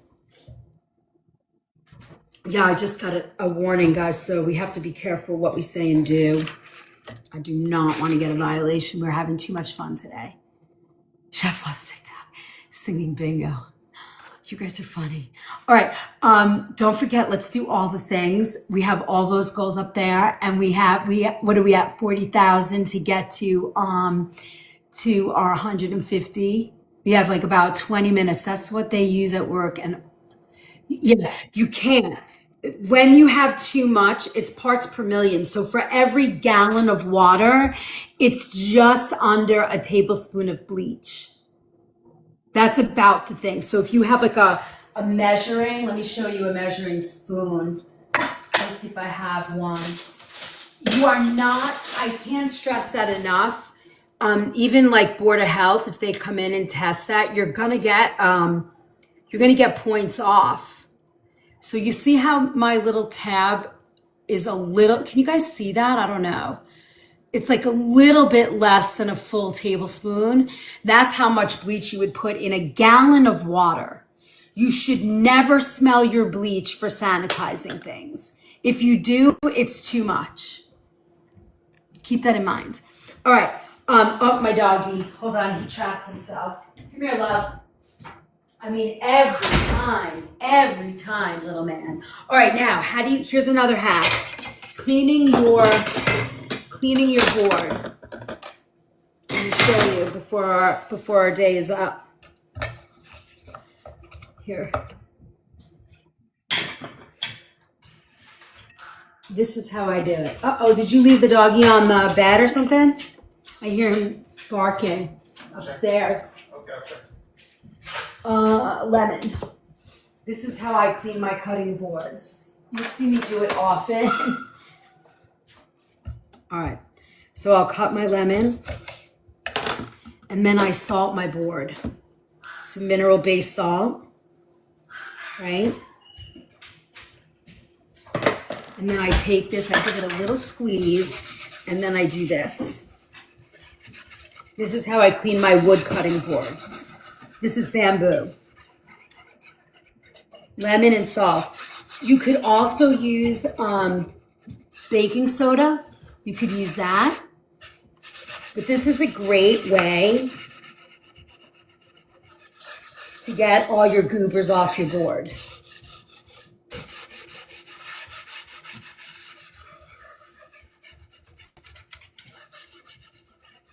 Look at that. I'm thinking next week, what if we do next week our, wait, what's our kitchen hacks next week? Our kitchen hacks class on Saturday. Oh, crispy without a fryer. We are going to do in February, one of our hacks class. I want to teach you guys some good stocks for your soups. Look at that. That's it. The salt and everything will take up all the goobers. And now we're just going to rinse it. Plus it smells delicious. Lemon and salt. Sometimes vinegar. I'm not going to use vinegar on my cutting board. I feel like it's too acidic and I don't know. For me. If you like that, go for it. But look, now my board is clean and smells so fresh. And this is bamboo. So, there you go. That's how I do it. Wow, we got a lot of hacks in today. All right, so I could do more with you guys, but I feel like this is a lot. And I want you to remember them all. Next week, we're going to do how do you get things crispy without frying them? Without a fryer. Hey, Lauren. All right. Anybody have, before we go for the morning, and, we have storage. We have a lot of stuff I didn't get to today, but that's all right. We're going to get to it next round.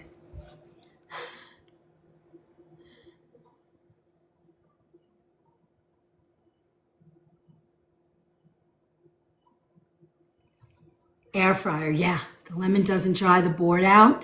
I've never noticed that. Keep in mind, right, I use the salt and then I rinse it and I dry it. So it's not like I'm leaving it on there.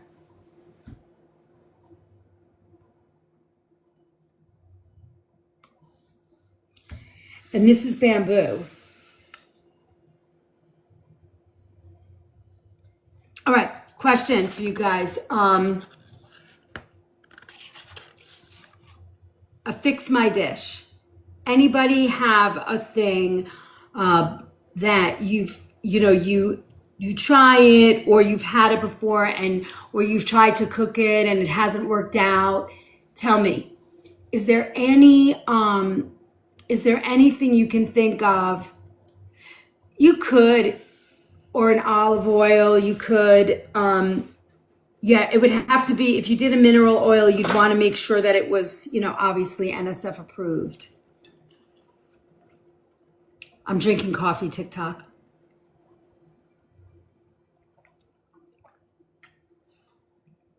Good morning, Ernie. How are you today? All right. Anybody have a fix my dish Q&A time? Can't think of one thing though. Thanks for my heart. It's awesome. I'm doing good. Awesome. You got to fix my dish? Question? Anybody? Is there anything that you guys have, made that you're like, what am I doing wrong here?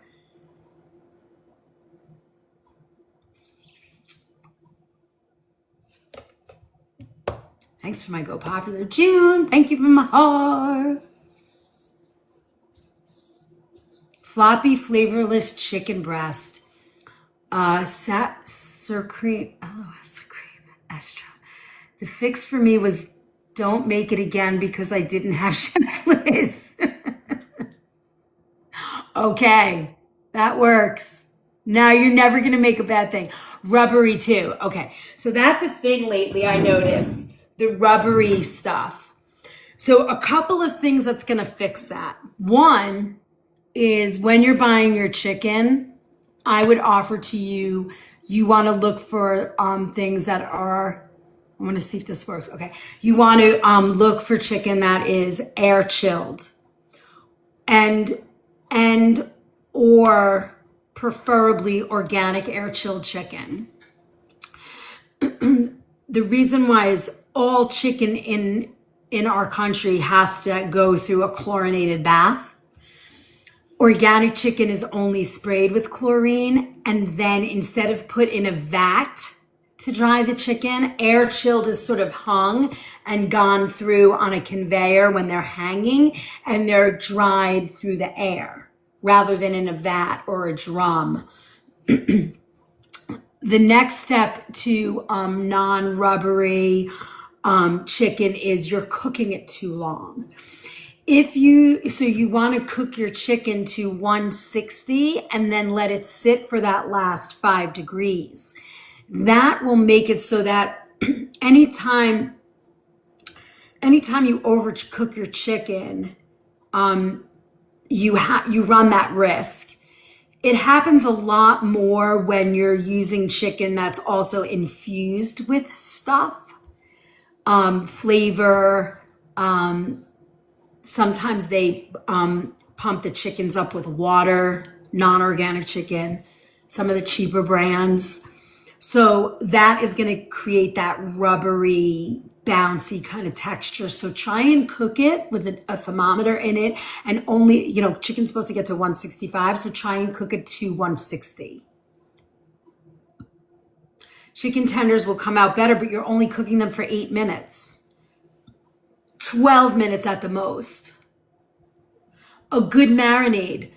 A good marinade for chicken. Well, for me, if we're talking about bone-in chicken, we should do that. I very rarely cook chicken with you guys, don't I? We need to do some chicken classes. I have some wonderful bone-in. I have 3. There's 3 of my favorites. You guys have a pen? I'll give you 3 ideas. One, yes, chicken class. All right, we're going to do a chicken class. I know next Sunday, a week from this Sunday, that class is going to have a chicken and dumpling recipe in it.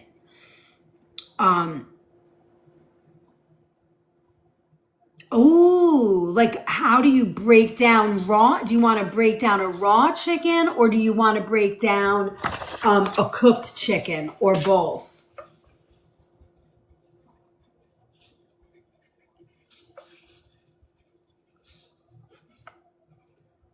I'm writing that down because I think that would be great. I'm so glad you found us too, Viviana. Get involved in all the things. Book of Face, YT, all of it.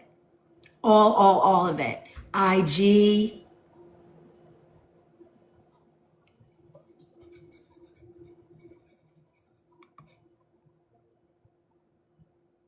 So here's a couple of ways that I would do chicken. Both. Okay, got you. I'm on it. I am on it. Don't forget, we need a tapas part 2. Yes, ma'am. I'm writing. I'm planning February classes, so this is perfect. Perfect timing. A whole party. Daniel, I'm so glad you found us. You're fun. All right.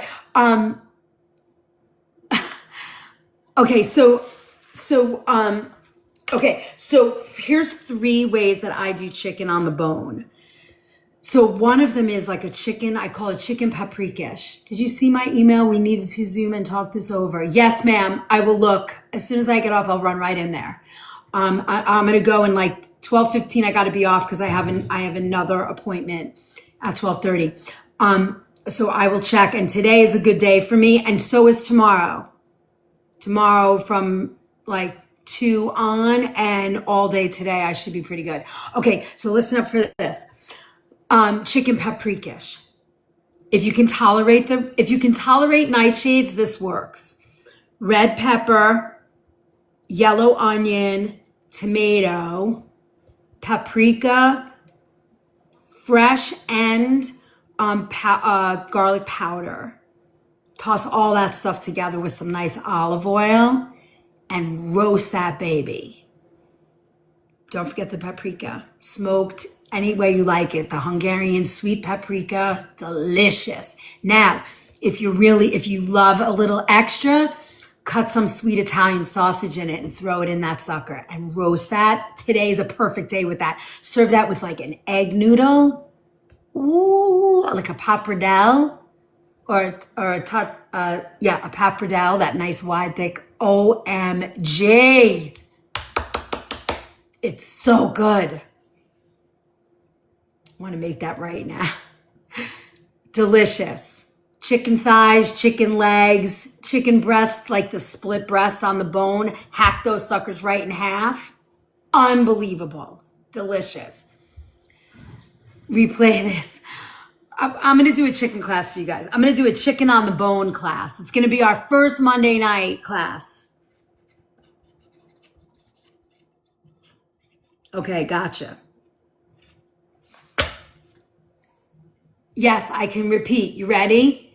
Yeah. Okay, so I'm not going to look at the chat because then I get sidetracked. So I'm going to look at the chat anyway. So chicken parts. You want chicken parts for this. It's and you can't have arthritis or RA for this because it's too much nightshades. Red peppers, yellow onion, tomatoes, lots of that because that's going to create all the flavor and the juices. Your chicken parts, then you're going to add paprika any way you like it. Smoked, Hungarian sweet, any kind of paprika you love. Olive oil, your real salt, and then garlic, fresh garlic and garlic powder, and roast that 45 minutes, an hour, and serve that with egg noodles and or a mashed potato. Just pile that right over with all that sauce. For those of you who can eat bread, a nice crispy loaf of Italian bread. Ooh, so good. Yeah, I don't do the spatchcock thing. I'm not good at that. It's called chicken paprikash. It's so good. What temperature? 400 degrees. I would make a braised red cabbage on the side with that. Super colorful. If you have arthritis, you can't have it. I'll give you another one. Ready? This is for those who are arthritic and you can't handle those flavors. Ready? You're going to do your chicken parts. Mushrooms, onions. You could put tomato in there, but you don't have to. Now, you're going to do a mix of balsamic and maple syrup, olive oil, garlic powder, salt, and fresh garlic, and you mix that all up, roast it in the oven. So good. Serve that over rice, mashed potatoes, egg noodle. So delicious. Yeah, the nightshades. Deborah, you try that one. Next. Am I going too fast or you got it? Sold. All right, you ready? Here's the last one. If you have a nightshade sensitivity, RA, arthritis, instead of regular potatoes, you could either use a sweet potato or a turnip, parsnip, rutabaga, or like a winter squash, okay? But I usually use a russet, skin on, cut it lengthwise like this.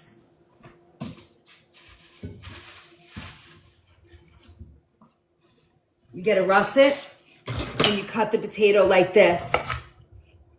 I can't use this one. Ooh, here's a hack I'm going to teach you right now, another hack. So I would cut it like this. But I want you to see something. You see that green? You see that tint of green around the edge between the potato and that? You cannot eat this. When you cut a potato and you see this, or you see a green hue, can you see that green hue around that potato? It has a little green. That is a chemical that's been released in the potato that will rip apart your gut. Do not eat a potato when it looks like this. You have to give it up. Yeah, exactly. This is sitting in my bowl too long, but I'm just showing you this. Now, what you're going to do, if this didn't have the green, and I'm going to throw this out, we're not eating this in our house, but if you have your potato like this, you're going to blanch it for like 4 or 5 minutes. Then you're going to put it in with your chicken parts, and you're going to do lemon juice, fresh garlic, a teaspoon of thyme on, like, a package, a pound.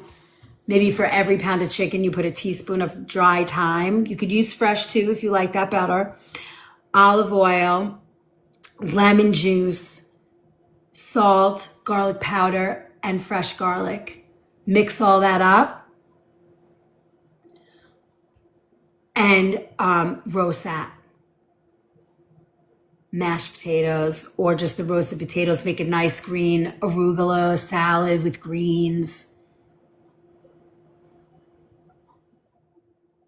All right, there you go. I want to see those pictures in the book of face. I need a picture for February. Mama HK, is that Mama HK? Hello, my friend. We have to cook again with HK. Hack to keep potatoes longer. Buy them organic, fresh. Keep them in a dark place. If you have a piece of burlap, you could put it over them. That will help. All right, my loves, I gotta go. You're funny, Daniel. You got a sense of humor, dude. Gotcha. All right. All right, my friends. Any other questions about food? Or until tomorrow, we will see you tomorrow. The whole potato. Yeah, I have to throw the whole potato out. Is that what you're saying? Because it has this green. You cannot eat a green potato. This green hue, do not buy it if you see that green hue in there. And then if you cut a potato and you see that green line, no bueno. Do not eat the potato. Step away from the potato.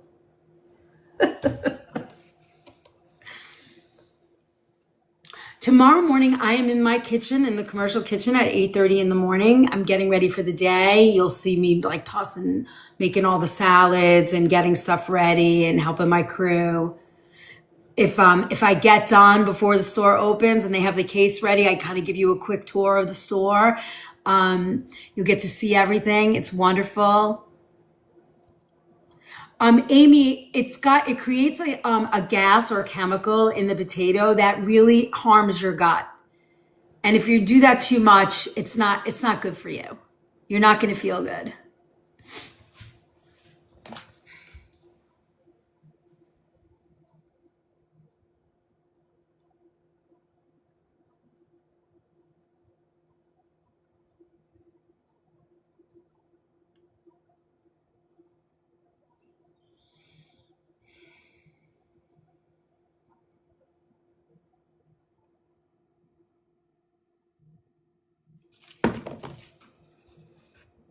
So around 8:30 in the morning. All right, my friends, it has been so much fun. I loved this class today. Thank you for spending all this time with me. Come back, do all the things, get involved, be involved, as my daughter says. I need you to be involved, Mom. Have a great weekend. Farah will be in touch shortly. Pri, did you love the work that I sent you? Thank you, Arlene.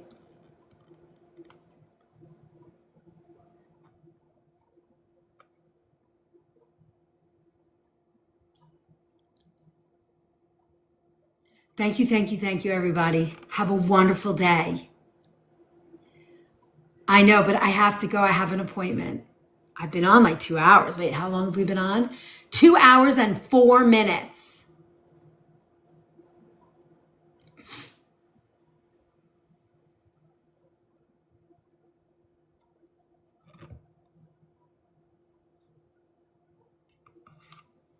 Thank you, everybody.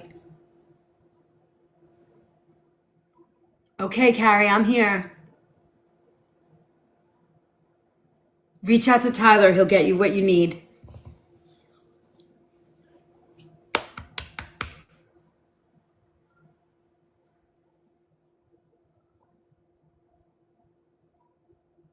LUMIB. What does that mean?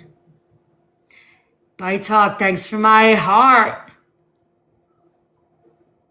Uh-oh. Level 4 for Bite Talk. What's going on, dude? You're pretty funny watching your lives. You remind me of when I was like in my like 20s and 30s, wild man. I'm a little more mellow now, just a little. All right, my friends. Oh, love you, mean it, bye. Love you, mean it, bye. I have a feeling if we knew each other 25, 30 years ago, we would have been very, very bad. I don't know why. I just get that feeling when I watch you. I crack up.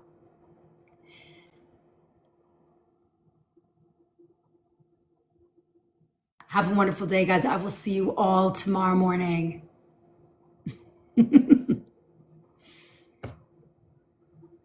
Product number 2, Carrie. Thank you for my roses, sir. Toodles. Don't forget to claim those points, guys. Bye, Kath. See you later. If I'm not busy tonight or I get done with all my stuff, maybe I'll come on and say, hey, hey. Going to, oh yeah, your kale salad. I need a picture, Kimberly. I have to see it. All right, sweet dreams. Oh no, go sleigh riding. That's not a bad idea. A little sleigh riding. Take care, guys.